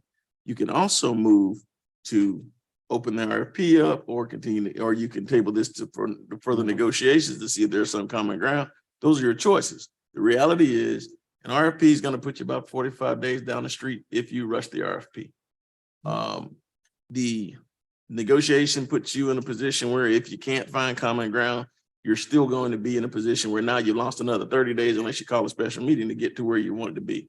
So you've got to make a determination as to what it is that you want to do. But either way, Mayor, even if we lost, if we move forward and we lose those 30 days and still don't find no common ground, then she's not gonna execute the contract based on the way the contract is written. Agreed.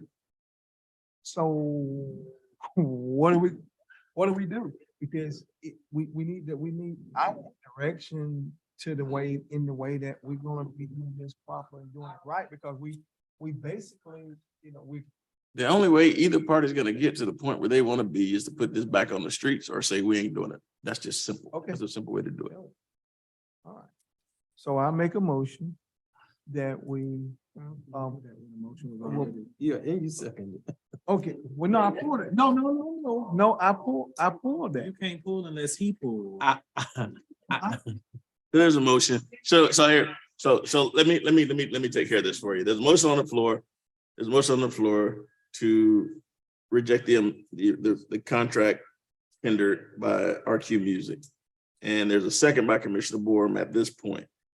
Is there any further discussion on that motion?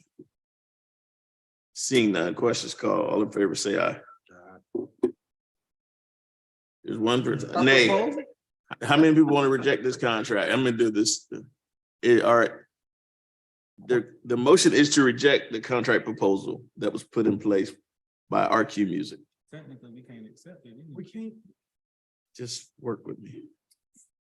The motion is to reject this contract proposal. All in favor, say aye. Can we do the question? Call the question. Roll call. Thank Roll you. call. Thank you, Mr. Mayor. Commissioner Tammy McCaskill. You're rejecting the terms that she had with profit sharing, all those things. I'm clarifying. This is what we can do, that we can do it and not have issues later. So we can reject the contract yes. Yeah. And you can still move forward all the other stuff. Yes, yeah. That's clear. Commissioner So- Will Jones, Aye. Commissioner Rufus Borum. Aye. Commissioner Justin Campbell, Nope. Mayor Hill. Yes. So the contract suggested is hereby rejected. Now, as far as what we have in place, the renewal, you have a resolution on the floor to renew this contract with the original terms. What is the position of the commission as it relates to what action needs to be taken on that resolution? You can reject and send it out for bid. You can reject it or you can accept it. Those are the basic choices. I'll make a motion that we reject the bid and we reject we reject it and we put it back out to bid. There's a motion on the floor and a second by Commissioner McCaskill. Council, any comments before we move forward? No, sir. Okay. There's a motion on the floor and a second. Open the floor up for public comment. Anyone here for public comment? Seeing none, we'll close public comment. Any further discussion? Roll call. Thank you, Commissioner Tammy McCaskill. Thank you. Commissioner Will Jones, Yes. Commissioner Justin Campbell, Only because she said she wouldn't accept it. Yeah. Commissioner Rufus Forum, Yes. Mayor Hill. Nope, Motion passed 4-1. 4-1.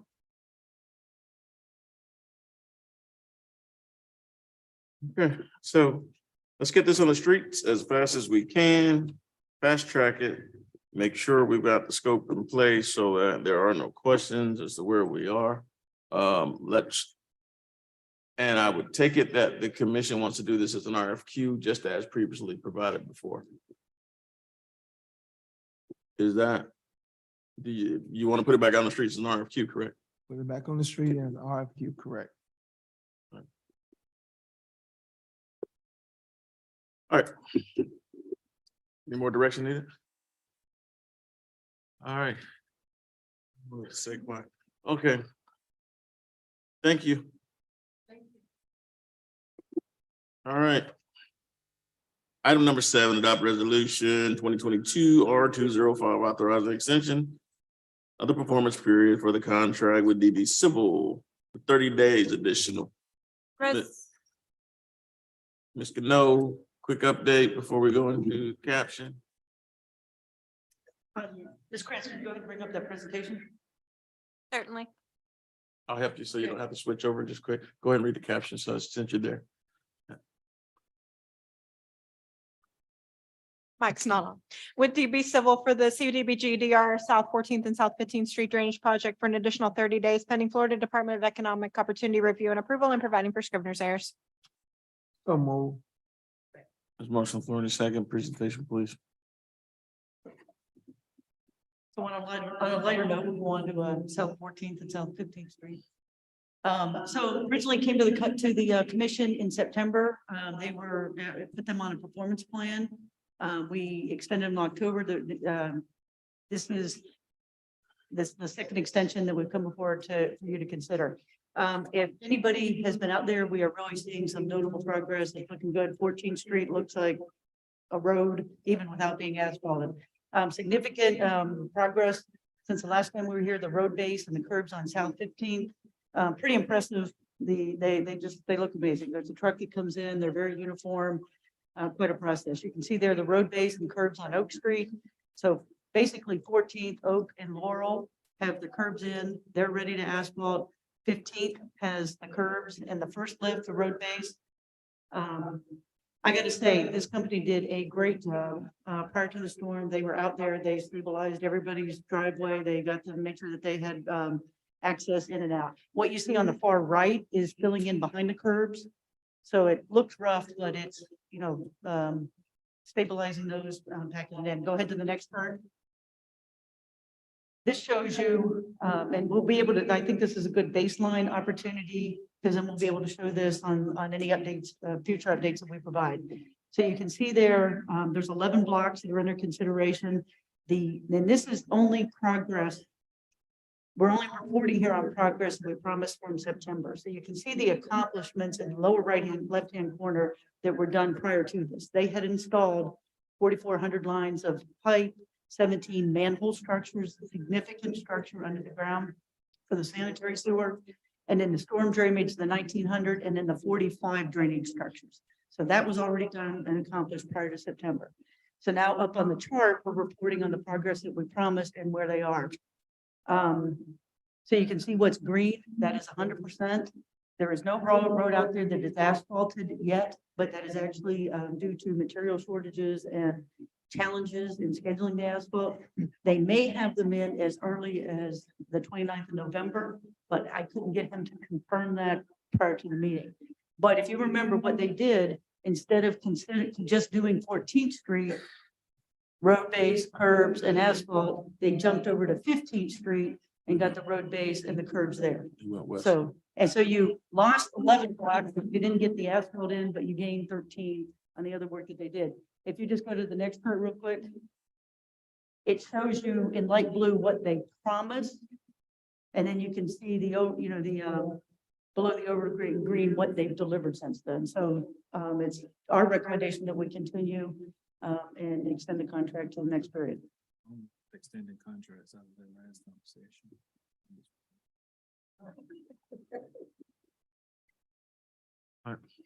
Any questions or comments?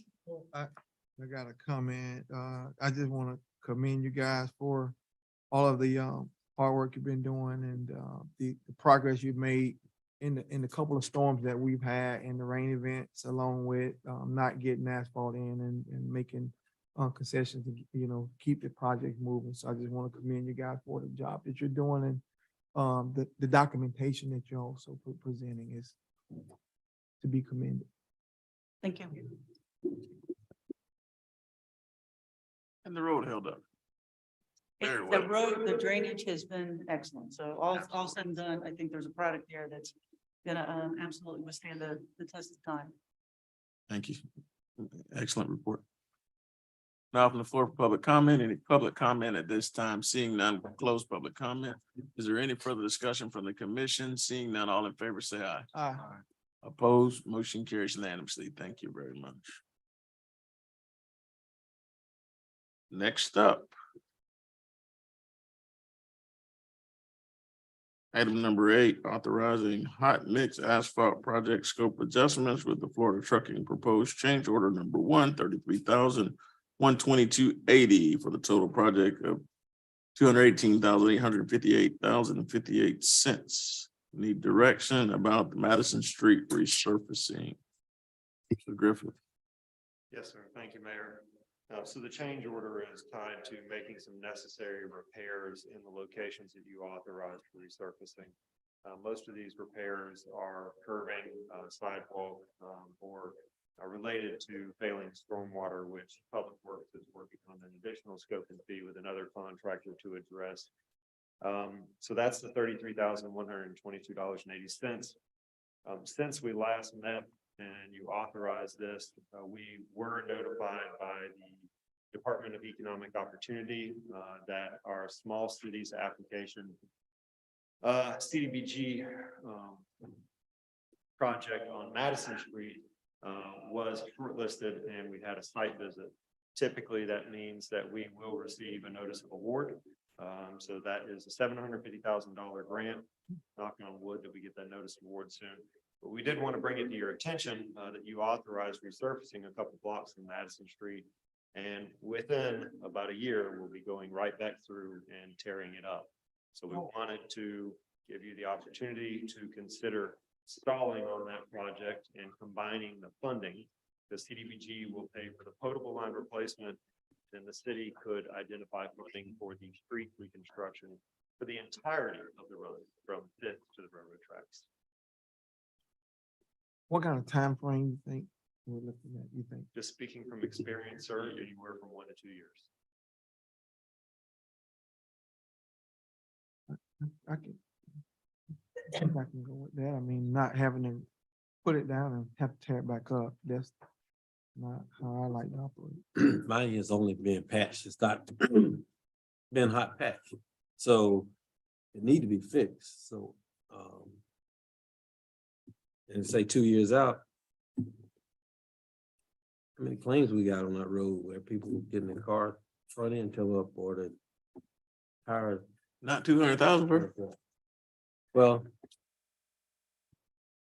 yeah, we have that in change order. I'll make the determination. That is something that, some of those people down there have been looking forward to something. And, I just want to make that. What can we do in the interim? Just in the interim to continue to just do the We could have public visit those specific intersections, which I believe are 9th, 10th, and 11th, and see if there's maybe some in-house patching that can be done a little bit better than what's currently there, and that would save you the money that you currently have allocated to the contractor rather than resurfacing the entirety of the intersection. How long before the work that's already allocated starts? Probably a couple months, sir. So, question for the commission is, do you want to do that work in a couple months and then tear it up a year and a half later, or 6 months to a year and a half later? No. So, but you need direction as you move forward on that. And so that's something that I'll defer to you guys on. So for your information, the reduction, if you were to authorize staff to remove it by a change order, would be $38,897.70.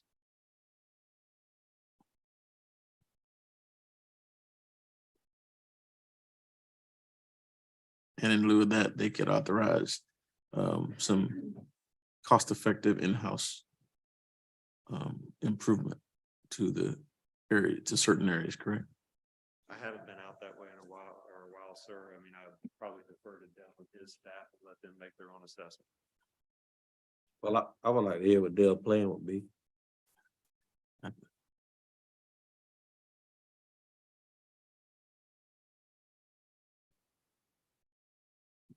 Our plan in relationship to the areas in question. Yeah. Right now, we are under negotiations with some vendors to explore grout filling the storm structures and road surfaces in the area. It's not recommended that we go and resurface anything or even, potentially patch the surface of the road without stabilizing the soil underneath, as we're going to continue to have, sinkholes Sinks. develop in the street itself. In terms of resurfacing it, we have limited capabilities in our equipment and materials available to us. Essentially, it's just cold patch. So you're looking at having us remove sections of street and then roll it with our equipment that we have today. It's substandard, but it could increase the surface of the street to an acceptable level in the interim, depending on, the time frame that is outlined in whatever we have in grant funding or through DEO. And you did say it's substandard. Have you seen these areas that we're Correct. talking about? I have. Wapello Street, 18th and Wapello, been in and around and 19th and under- Eagle, They're not all the areas that he's talking about, Madison Street areas Madison only. Street. Specifically talking about 10. the 3 blocks of Madison Street. So, but the rest of them are gonna be taken care of? Right. Nothing, They're all- nothing's changing but your scope on Madison. Madison got that like gaping hole It's a and, big- and the last, with the bricks, that's the one with the bricks. Is that a brick street? That's one of the bad streets. Standard in the interim until we can actually. We Fix can, it. we can provide a stopgap. I would not say that it would meet FDOT standards. No, Yeah, so, in-house, we could And, contract. so the contract, that particular area, how much would it be? What's your cost on that? 38,000 is what he said. That's what the change order for? Just that particular area? Okay, so that's for those 3 blocks from Madison Street. That is to mill and resurface over the existing street, which is asphalt on top of brick, on top of subgrade. There's no stabilized base. Similar to St. John's Avenue, which the engineers came back a couple years ago and recommended that we do not do, because that is a substandard road and it will not hold up. They recommended reconstruction. So staff's recommendation would be that since you're being given this gift, knock on wood, from the Department of Economic Opportunity, $750,000 in the next couple of years to replace the potable lines, at the same time, allocate funding from other sources, probably better placed, and reconstruct that road at the same time as when you replace the potable line. There is other deficient aging infrastructure in those intersections, specifically stormwater, that needs to be addressed. We will be back in that road within that 2 years if you mill and resurface it. It will not hold up. And that's $750,000. I understand this. It's like, I feel like I'm in class right now. I understand this now. What's the pleasure of the commission? You've heard staff's opinion. And we're waiting on a recommendation from the commission as to what we do with the 3 specified blocks of Madison Street only. Staff recommendation. Basically, second. So there wasn't a motion. Oh, she said second. You making a motion? Staff Second. There's a motion to accept staff's recommendation. And so that the record is clear, the recommendation is to Authorize the change order with for the amendment of deducting the amount of $38,897.70, removing the Madison Street scope of work. There's a motion on the floor and there's a second by Commissioner Borum. Now open the floor for public hearing. Anyone here for public hearing? Seeing no one, we'll close public hearing. Is there any further discussion on the motion? Seeing no further discussion on the motion. All in favor, say aye. Aye. Oppose? Nay, I oppose. Motion carries 4-1. Moving on.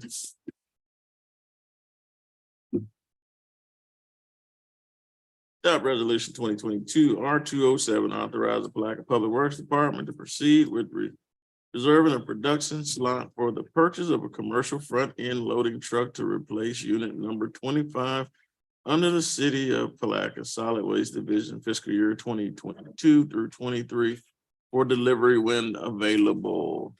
Mr. McMillan. This is in response to an ongoing situation with our sanitation department, and that unit 25 has, it's currently out of service and it's reached the end of its service interval. It's critical in our operations for commercial collections. We require 2 front-end loading dumpster servicing trucks. We are only able to field 1 currently. This would allow us to act when production slots are made available, possibly in late 2023, potentially in early fiscal year 2024. We just need the option, given the current state for delivery, to act when we have the ability to. We missed the window to get and accept delivery within this fiscal year by about a year. This order should have taken place prior to this fiscal year. Unfortunately, our hand is kind of forced in that we also will no longer be able to fuel this station or fuel this truck due to the station potentially coming offline. There are extensions in play, but we can't guarantee that even that the equipment in place to continue to service it with the extensions. It's a CNG truck, that's why. So, in a nutshell, there's the potential use of the CNG station, the lease was supposed to terminate last week. We were able to get in touch with the owner and get him to extend for a period to give us an opportunity to come up with additional planning to move forward as it pertains to the CNG truck itself. The original plans of the CNG station didn't necessarily work out in the same way in this community because CNG did not become a preferred method of fueling throughout the area. So the mobile gas station has changed ownership and it's put us in a position where upon certain requirements, we're going to be there. It looks as though the owner has an appetite for being accommodating to the city thus far. We may find ourselves making some concessions as it relates to what's in place in order to keep that relationship in good standing. But there is definitely a need to replace the truck. And so it's something that you're gonna have to make a determination on tonight because it's gonna affect you in the future. And you're not gonna get a truck unless within a year. You were blessed to have 1 truck replaced based upon a fire being in place, and it saved several $100,000 for the city for that to happen through an insurance claim versus budgeting. And so now you've got to make sure that you are in a position to pull the trigger early for a slot that comes open within a year. And for clarification, this funding was outlined in our capital outlay plan for fiscal year 2021-2022. It was just not active. It was a decision point early on. So what's the pleasure of the commit? You have a caption? Resolution number 2022 R207, a resolution of the City Commission of the City of Palatka, Florida, authorizing the Palatka Public Works Department to proceed with reserving a production slot for the purchase of a commercial front-end loading truck under the City of Palatka Solid Waste Division and providing for scrivener's errors. So based upon the speed of your reading, that means you're ready to go home. So move. Second. So motion on the floor in a second. We're now open the floor for public comment. Is there any public comment at this time? Seeing none, we'll close public comment. Is there any further discussion from the commission as it relates to this item? Any questions on budget or anything else? That one, is that the truck that we're currently using now? That one CNG that with the front end loader, that the white one? The white one is the new one that was replaced. The blue one is currently the CNG one, and it is out of commission as we speak. The dark blue. All right, I just saw, yeah, I saw it in service today. Is it on the Like- side of the road on Highway 17 today? I wish the blue one was on the side of the road, Highway 17. That meant it could drive. Apparently it can. All right, that's the only question I just. Someone's is. Any further discussion from the commission? All in favor, say aye. Aye. Opposed, motion carries unanimously.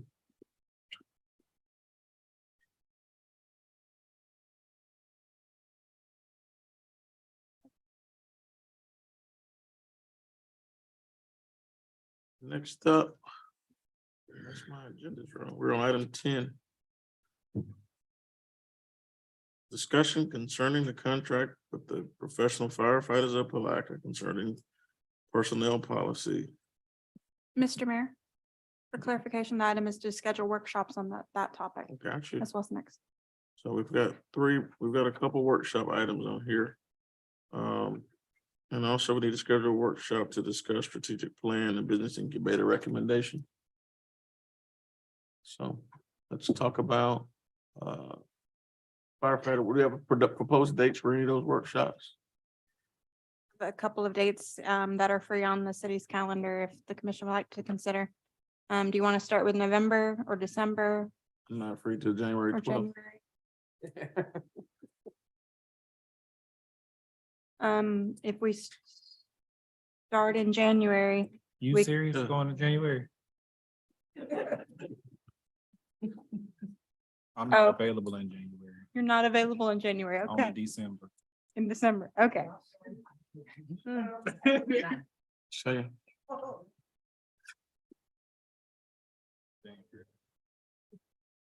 you have PTO works. All right.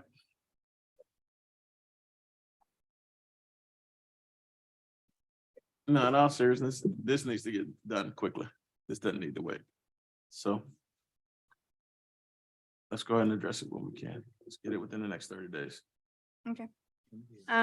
November 22nd, No, it ain't that quick. no, that could, That sounds like it's November 28th, beginning of December, okay, beginning of December, so that it can be, so you can put it to bed. Yeah. So this can be put to bed by the December meeting date. December 9th, which is a Friday. The December meeting date on the 8th. There's, Right, yeah. How about, He said put it to bed by the December meeting date. let's try, how about 4 o'clock on the date before the meeting? 7. That's the, what, no, the date of the meeting, I'm sorry. So we're, 4:30. everybody okay with that? Do you have a zoning board of appeal? On the date, no, I'm saying on the date, on that Thursday of our meeting. Right. Do you have zoning board of appeal at 4 PM on that date, Sonny? that's just the standing, if we ever did have a zoning board of appeal meeting, but Don't at have this, anything agended? Okay. that so works. December the 8th at 4 PM concerning the firefighters of Palatka union contract or the other one. And that's to include the longevity issue.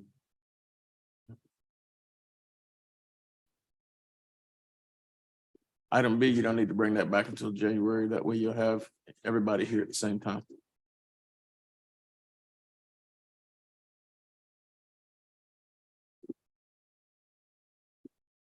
Okay. You gotta discuss a new strategic plan and have all your folks at the table.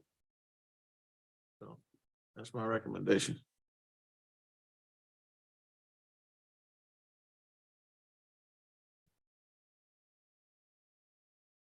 Looking at January, do you want to stick with the meeting dates or other dates? I won't be here. It's up to y'all. You wanna do that the same day as the meeting? Or y'all on a special date? And she can text y'all or email you and figure out who's available. I think it should be a separate date. All right, so coordinate that with, and it may take a little time, so coordinate that with the commission, set your new dates, coordinate with Mayor-elect. Really? Hey, man, you got a transition. No, that's what you need to do. All right. Mr. Mayor.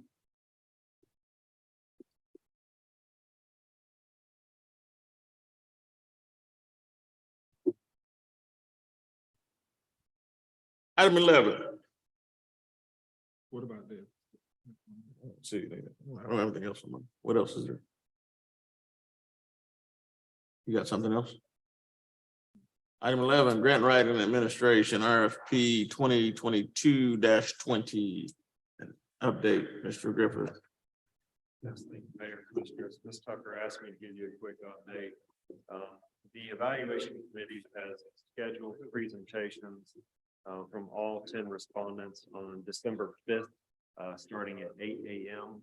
That meeting is being publicly noticed in the event that one or two commissioners would like to be present and observe the presentations, and it will be open to the public.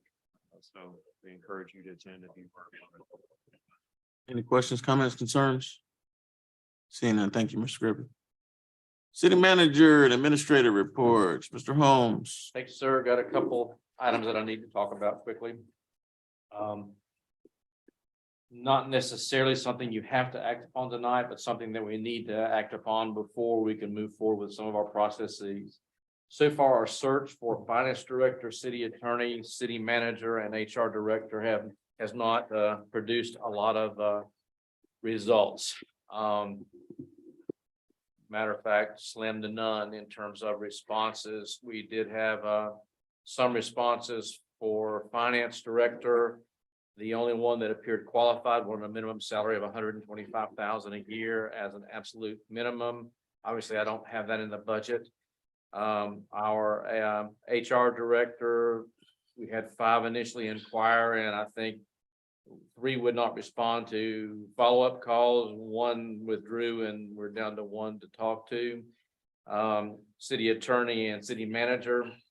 With regard to city attorney, I need the commission to establish a salary or a, I guess, concept as to how you want to move forward. If you want to pay on an hourly rate, if you want to pay in-house, if you want to pay a monthly retainer, we need something to put out there in terms of the advertisement and solicitations. Ms. Jones is here and she can tell you the various things that she's been doing to try to get some responses. While we're talking about that, we, I think, solicited input from 4 different, what are euphemistically called headhunters. 2 basically did not want to play, 2 are willing to play. It looks like the numbers they're offering, though, are going to be in excess of what your RFP threshold is. So it would appear that you're going to need to go out for an RFP, RFQ on your talent finder, for whatever lack of a better term you want to use, those people that you're looking to help in the process of securing either a city manager, city attorney, or finance director. And then that's another thing, is how many of these positions are you going to want to utilize talent search folks in trying to fill? So kind of a gamut of things that we need to talk about, but to solidify and summarize, you've got 2 talent finding firms who have in fact submitted tentative rates for finding city manager, city attorney. They would exceed the $25,000 threshold if you use both. If you used them for both of those positions, which would require going out for an RFQ or an RFP.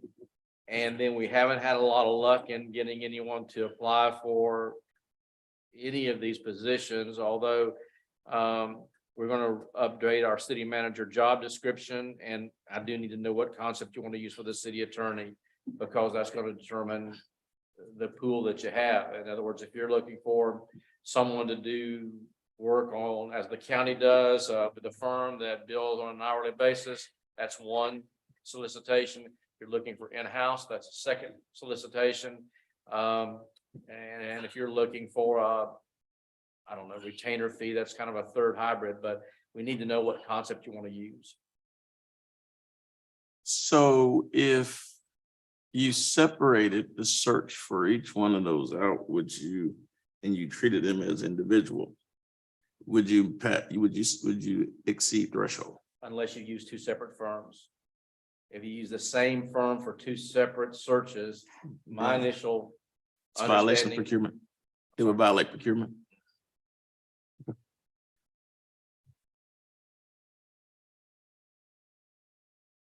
Because of the rate, yes, because of the rate. Do we have estimate numbers on what we're offering for each of those positions? Your salary range for city manager is like 108 to 180. Yeah, okay, close. And on your city attorney position, you need to tell me what your salary range, what concept you want to use. With finance director, I think our published cap right now is it 185? What is it? For finance director, what's our salary cap right now? 77 to 123, okay. For finance director. What about HR? What about HR director? What's the salary range?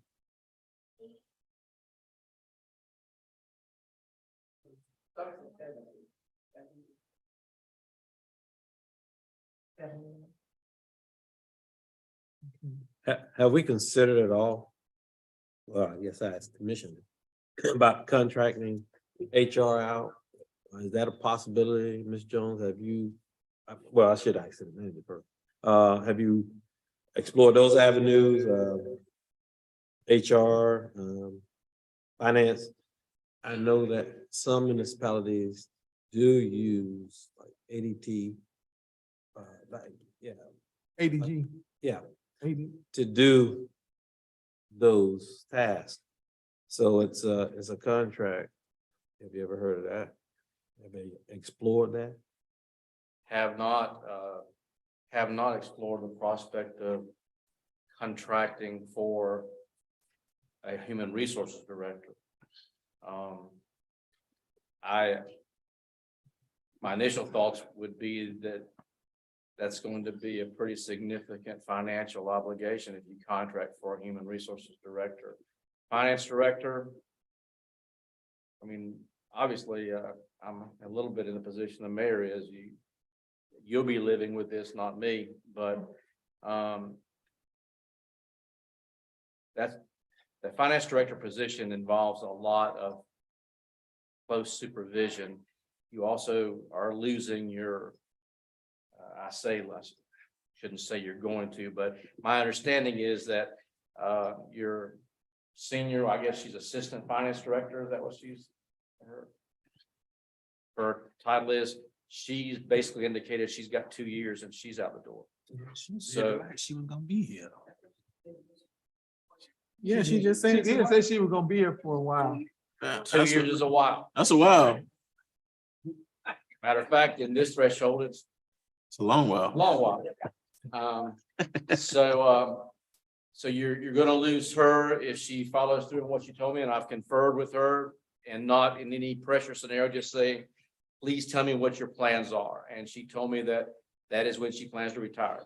So you're looking at the next 2 years losing her and already have lost your finance director. So, I mean, you're gonna have to make some moves there. If you were going to have somebody who was just supervising from afar, I don't know what that would look like, to be honest with you.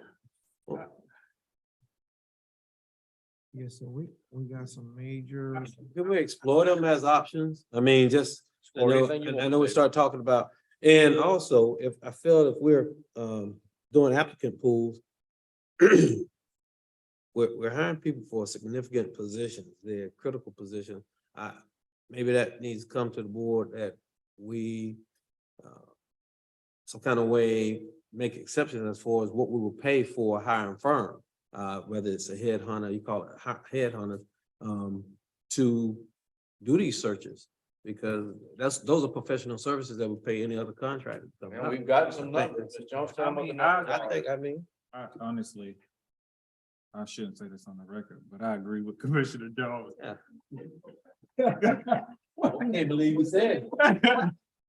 I agree, because I think even beyond the major people that we're trying to replace, we have a lot of vacancies. And there may be an opportunity that we can have a conversation to see if someone is willing beyond the major people that we're trying to replace, to see if we can get some traction with some of these positions that we've had vacant for so long. Like, we have a lot of vacancies. Okay, the number for one of them is gonna be, they have two options. One is 5% at the time that they start the search. And then the other 15% is close to a total of 20 at the time they'll placement of the base salary of what the starting salary of either position. 5% in there, how much percent? 5% when they first start, yes, and then 15%. That's one option. 20%. 20%. When they. Once they place, once the individual is placed. Of the salary. Right. The other option they had, it's called their contingent option is 30% of the base salary. And that's paid once they're placed. Once they're placed, so they're gonna deliver. Y'all don't wanna be consultants after y'all leave? I mean.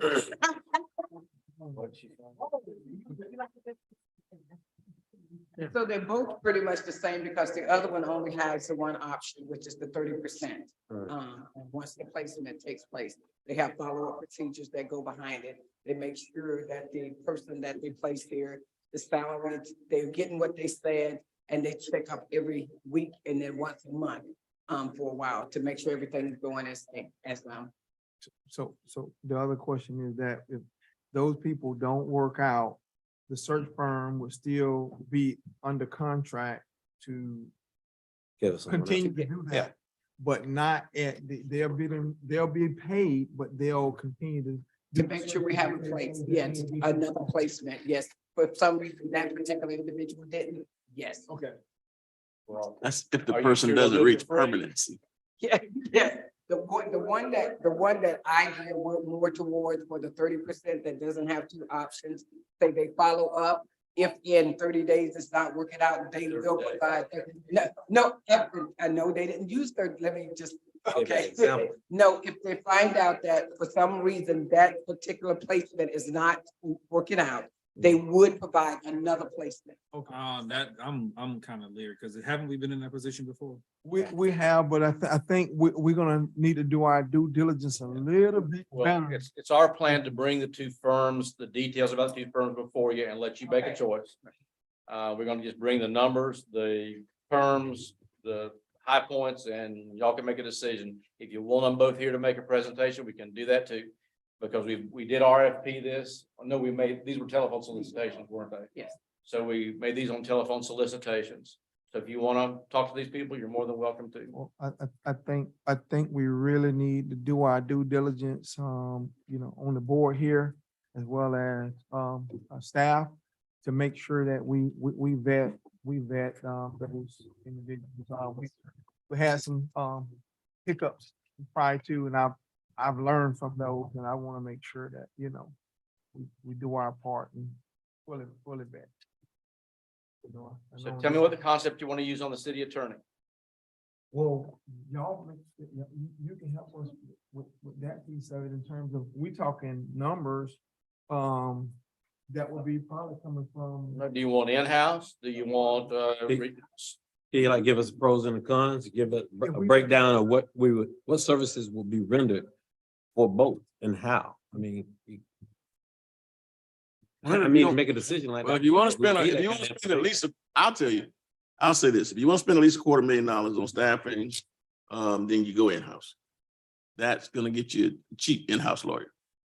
I may not necessarily get you a good one. So you're gonna bring in a paralegal, executive assistant, and you're gonna bring in, you gotta have office space, you gotta have all those different things in place for an in-house counsel. And then you're gonna pay on the cheap end, probably, you're probably gonna spend $150 on the cheap end. And for a good lawyer who knows what they're doing, I can tell you, you wouldn't be able to afford either one of them in-house. And that's just the truth of what it is. Their experience alone changes the whole game. You'll be upward 200,000 for either one of them in a real scenario. So no in-house. Well, I think we need to really, look at what we don't want to just get, we don't want to get anything. We want to make sure that we're getting the right individuals in those roles, because if we do have a situation where we do need those services, either however we decide on whatever option, that they're gonna be able to represent the city as opposed to trying to get a bargain deal or whatever it may be, and then we end up paying a heck of a lot more I money. think with 3 attorneys that they can kind of, well, 2.5. Cause I don't think he's just gonna, I'm talking about, cause I don't think he's just gonna leave us up and dry. No, listen, I'm trying to make a point because what he was gonna say is that he wasn't gonna be here. And I was trying to make the point that I don't think he's gonna leave us high and dry. But I think with the decision of at least the city attorney, like we have 3 attorneys that we have. If they can't vet out an attorney from, I mean. It's not vetting. You have to decide what your budget's Not gonna be. vetting. I'm just saying like, No, that's not what I'm saying. What I'm saying is you have to decide what your budget's gonna be, because here's the deal. You're not gonna get anyone, and I hate to sound negative, but you're not gonna get an attorney who has 40 years of experience or 20 years of experience to come in to a situation where they're gonna be here for 40 hours every other week and still be available during those other weeks and give you 100+ hours at the rate that you've been paying, that you've been used to. That's just not the reality of what's going to happen. I think in a real scenario, I think when you look at the numbers that we've paid for counsel from the time that Mr. Holmes has been counsel to what we've gotten with Ms. Thomas, the reality is they give a lot more hours than they bill. And the way it's set up, it's not the norm for what's in place. You're going to have, when you use the model that we have, and we'll revert back to Mr. Holmes for a second. When you use that model, what you end up with is an attorney who says contractually, I'm going to be available for X amount of hours to do basic legal work. That's advising. But once we get into a position where you're in litigation, once you get into a position where you start to do other things that require more extensive work, in-court services, all this other stuff, you pay a higher fee and you pay an in-court service fee. And I can tell you that those fees typically run on the low level at about $3.50 an hour. And so, those are the things that you consciously have to look at. I don't think that, I think you need to look at what other cities are paying for legal services in order for you to get an idea as to what you're getting, and not look at what you're getting now for what you're paying as the model for where you're going to be. Because at the end of the day, you can go in and get a firm that does nothing but governmental services. And yeah, you may have a monthly fee that looks like it looks like one thing, but you look around and those add-ons will be 3 times higher at the end of the day. I think that's the reality of where you can be. Or you can find somebody who absolutely has no clue and they just give you bad advice, but you get them for cheap. And so I think those are the things that you have to look at long-term. And you also got to understand that the city attorneys that you have been accustomed to over the last few years have also really and truly stepped into other places so that for the good of the organization as a whole. And some of those things aren't necessarily within the purview of what they're contracted to do, but they do it because it benefits the city altogether. And so I'll just say that both of them have gone over and beyond the call of duty and over beyond what they get paid for when they were in the city attorney capacity to make sure that things work. And that was the team concept. you said what I said. That's what I mean. Process. You all will be able to advise us more on the vetting process versus us giving you I know the final decision is up to us, but the recommendation from 3 attorneys would give us a little bit, I would feel more comfortable, Can we agree that you're not looking at an in-house counsel? Can we agree on that? I don't see that you can't. We're not. I mean, when 5 years ago, the counties had in-house counsel. And 5-6 years ago, their annual budget was for counsel, secretary, et cetera, in excess of $250,000. Putnam County. I don't know that you can afford that. So now the county uses a firm. That same attorney or firm represents other municipalities. I don't know of any county or city, and I don't know of any municipality in Putnam County or the county that has in-house counsel. And if you go to St. Johns County, I know they do, but big budget for that. So I think you're looking at, I believe you're looking at advertising for a firm that'll provide services either, and you can ask for different options as far as pay, but either a monthly retainer that goes up to a certain amount of hours per month, and then litigation is separate, something like that, and you can see what kind of offers you get. But I need to know what concept you want, what concept you're prepared to accept. Whatever happened to giving back? No, I'm just. I've been doing it for 35 years. I know, As a point of information, young lawyers with less than 3 years experience working in public sector as an in-house counsel, junior in-house counsel, are making somewhere between 100 to 130. That's in this area. And that means they know nothing. On the other side, in a very close city that has in-house counsel, senior counsel makes 287. And in another close city, they make 230. So that just gives you some basic numbers for what is. And those cities are a little larger than ours, but at the end of the day, a case is a case. Well, we know. Yeah, I think we'll probably, whatever, we need to just look at the configuration and make a recommendation. But I don't think we'll be able to say it tonight. At least I won't be able to make that determination tonight until we hear from whatever the recommendation may be, and we can go from there, in my opinion. I'll make the recommendation. Now, time's passing. We're in mid-November. You don't have time to wait. That's what I'm saying. Time's passing. Miss Thomas tried to leave in February. I twisted her arm and threatened her. She agreed to stay until I leave. Chief? But I don't know how much longer that's gonna, when the next time she walks in and all the papers on her desk are wet because the roof leaks, I don't know. Yeah, it sounds like the direction should be taken, one with a firm and one with an hourly rate, right? And then litigation is separate. I mean, it's not a brick wall, am I right? We don't have litigation. No, I agree. I think you go out and see who you get. I mean, it may be a one-person firm. I don't know, depending upon experience. But that's my thought. Now, if you tell me you want to go out for full-time counsel, let me know. We'll put it out there. Give me budget numbers though.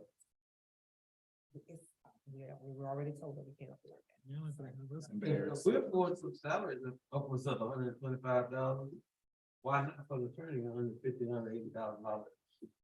Fine, if that's what you want, we'll put it out there. Commissioner Jones. But based on the dollar. Paying people for what they're worth, and they're not gonna spend it. I appreciate you saying that. I mean, I mean, we've been saying that, but I'm just saying that I haven't heard anything in the 150, 180 range. The only thing I've heard was 2 and 3. So. Thank you. So I mean, you can see what's there. We'll get somebody that knows nothing for that amount, and are we willing to risk that? And then you're gonna have to have staff, because they're not gonna do their own typing, I promise you that. And you're gonna have an office, and you're gonna have legal research database. Yeah, no, I'm sure they'll be standing in line to get in that office. It's hazard pay. We just. need, Well, I put my half in there. Y'all come up with the rest. 2.5 lawyers, y'all got some information. He called me to half. Y'all, when I said half, that means he's on his way out the door. So we got half of him. Cause he been throwing that in our face all day. I thought it was half their age. He's been throwing it in our face. I thought it was because I was younger. So with all that being said, time is of the essence. And we know that this process the hiring process is one that is long. So it is now 8 o'clock in Alabama. So I think you need to have this back on the agenda pretty quickly and make a determination as to where you are. I would suggest that y'all get with the city manager and the city attorney, and y'all kind of have this on the next agenda for suggestion, for direction. And our HR person to be able to, also work with other municipalities. And, because it's other municipalities do the same thing that we're doing. They do it. So we not reinventing the wheel. So there's a format out there. Understand the wheel got a lot higher when it went to $15 an hour minimum wage and some of these things changed. Well, That's the I'm- piece that people need to understand. So you have some folks who are bound by contracts that they sign. And as those contracts get new, the values start to get higher. That's the piece and so we've seen over the course of the last 2 years, salaries skyrocket, and it's happened. And it's continually happening because all the cost of everything is going up. And I think that we have to be conscious of how those salaries are going up and what impacts it's going to have on your budget long term. Okay, real quickly then, we'll come back with something on the December 8th meeting. In the meantime, we'll probably put a fact sheet together on the 2 headhunter groups so that you can have those and then maybe schedule them for interviews with you so that you can move forward in that regard.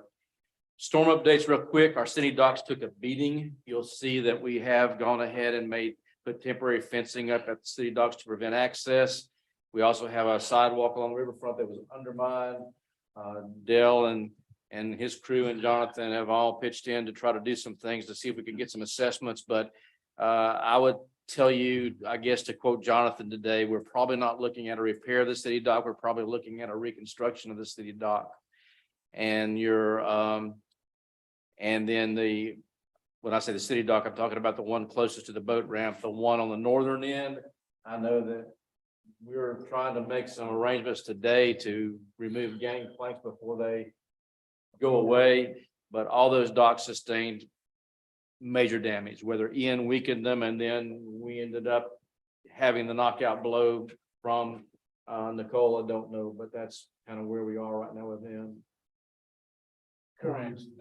We've reached out to several vendors to help us immediately in removing some of the ramps to mitigate further damage. And we have made a press release, I believe it was put out prior to this meeting, kind of advising the public to steer clear of the area and allow us the space to work, to make the area safe for passerby.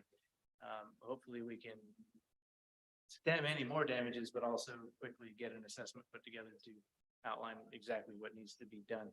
I think the comment was for realistically all the docks at this point, with the damages that they have, not necessarily rebuilding just the one, but looking at everything that you've got. So if you get calls from constituents, it just is what it is, folks. I think that I was down there numerous times during the storm at the city docks.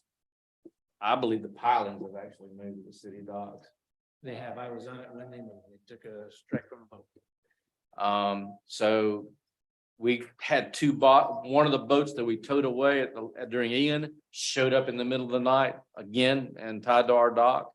Again, we got it moved away, but the city attorney and I are going to look at something that maybe we can put together that allows for the future some sort of seizure opportunity, because those boats at our docks are causing major damage when they get tied up there, and they do it and leave, and you can't run anybody down. You can't find anybody. It's just one of those things that we're going to have to try to perfect some process. I think FWC has something going right now, and we're going to get together and see what we can do with that. But in any event, if you have constituents ask you about the docks, they're in bad shape. They're in bad shape. It would not be safe to have people on right now. And other than that, everybody pitched in well during the storm, did a great job. We removed a few trees, removed the boats, closed the docks. I mean, everybody did as much as they could do. But our major damage was the riverfront. And other than that, right now, I have nothing further. Council, No, sir. Mr. Jones, Mr. Griffith, Mr. McMillan, Assistant Chief Branford, Mr. McNair, Ms. Walsh.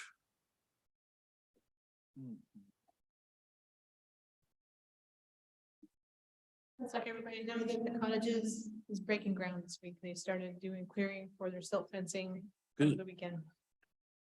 Good news. Wow. 195 units.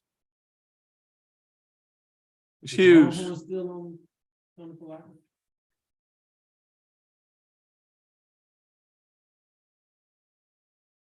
Well, as approved earlier this evening, Jingle Jam, will be underway and planning. That is something that we did last year in conjunction with, Rotary. This year, the city will be looking for sponsors and vendors and looking forward to having another, successful event on the riverfront September 17th.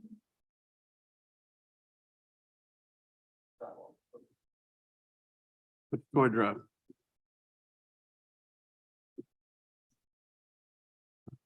Ms. Shank.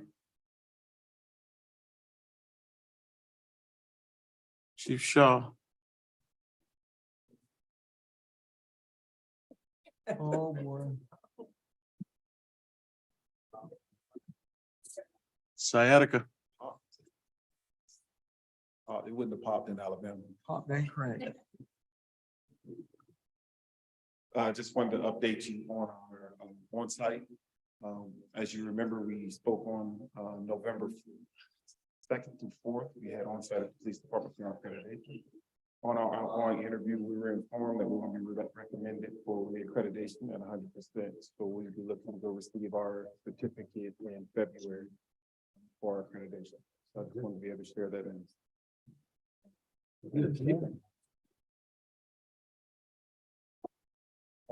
That's all I have. Ms. Grants. Just a friendly reminder for everyone to please download their boarding passes for the National League of Cities trip and have a safe flight. It's on the app. Commissioner Campbell. Nothing. Commissioner Jones. Commissioner Board. Just add, just a quick update on the, Mr. McMillan. Did you ever get a chance to look at that area, the ninth and Main? We have, I've made some inquiries with some paving companies. There are some suggestions regarding to the runoff specifically. I can get hard quotes to you if that's something that you request, but our recommendation is that the cost associated with actually moving the water buildup in front of the driveway is substantial for what we would get in return for the general public. Well, I understand that, but again, the city, took part in it with several waves of city managers, several waves of people who were in, public works, whether they were whoever in lower levels. So I think the city, worked on it as it relates to the improvement that was made with the bike path. And so it did impact that individual business. But the thing with that is I just want to at least figure out what, Yes, sir. kind of give a cost and we can go from there. We went out and shot some elevations across it, and what we're facing is lack of elevation in the road surface itself for drainage, and that it is not going anywhere down the street anymore since the resurfacing project. We're talking, an inch or two from one block to the other realistically. With a significant amount of water, yes, it would move. I can present these, I guess the quotes to address some solution to the driveway itself in an email to you. That's what I'm just looking for, whatever number, Okay. so we can get stuff figured out. Yes, sir. You don't have to do the details right now. Thank you. And the other thing we had, there's a request to use Jenkins parking lot because of lack of sidewalks or whatever, walkability or paths to do walking or whatever for exercising. And so they want to use the Jenkins parking lot to stay, for safety, as well as we got loose animals, dogs that's out and they're chasing people when they're trying to do walking throughout the community. So if they could use the Jenkins area or just walking, we can kind of touch base on that at some point for safety purposes. That's one of the things I'll just put to the city manager. Also, there was another thing where they used they did a fire exercise over there supposedly, that they left the fire hose or whatever in the parking lot of the Jenkins area. So they was just complaints. These are complaints, what I'm having here. So I'm just sharing it. Then there's one request went into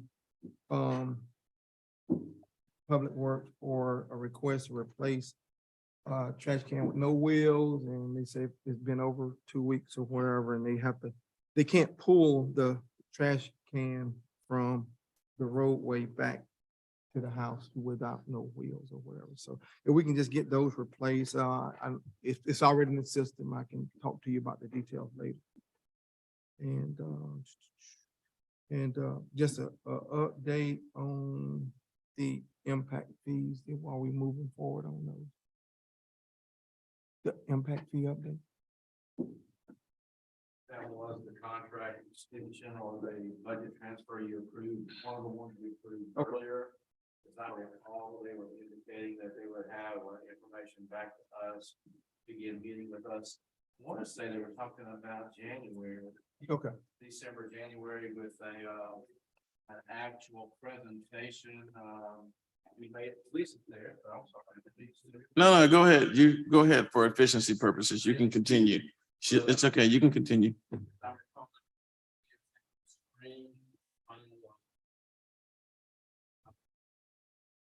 December presentation, okay, right? Well, okay, that's all I had. I just wanted to throw that out. Thank you. Certainly appreciate it. That's all I have. Mr. McCosker.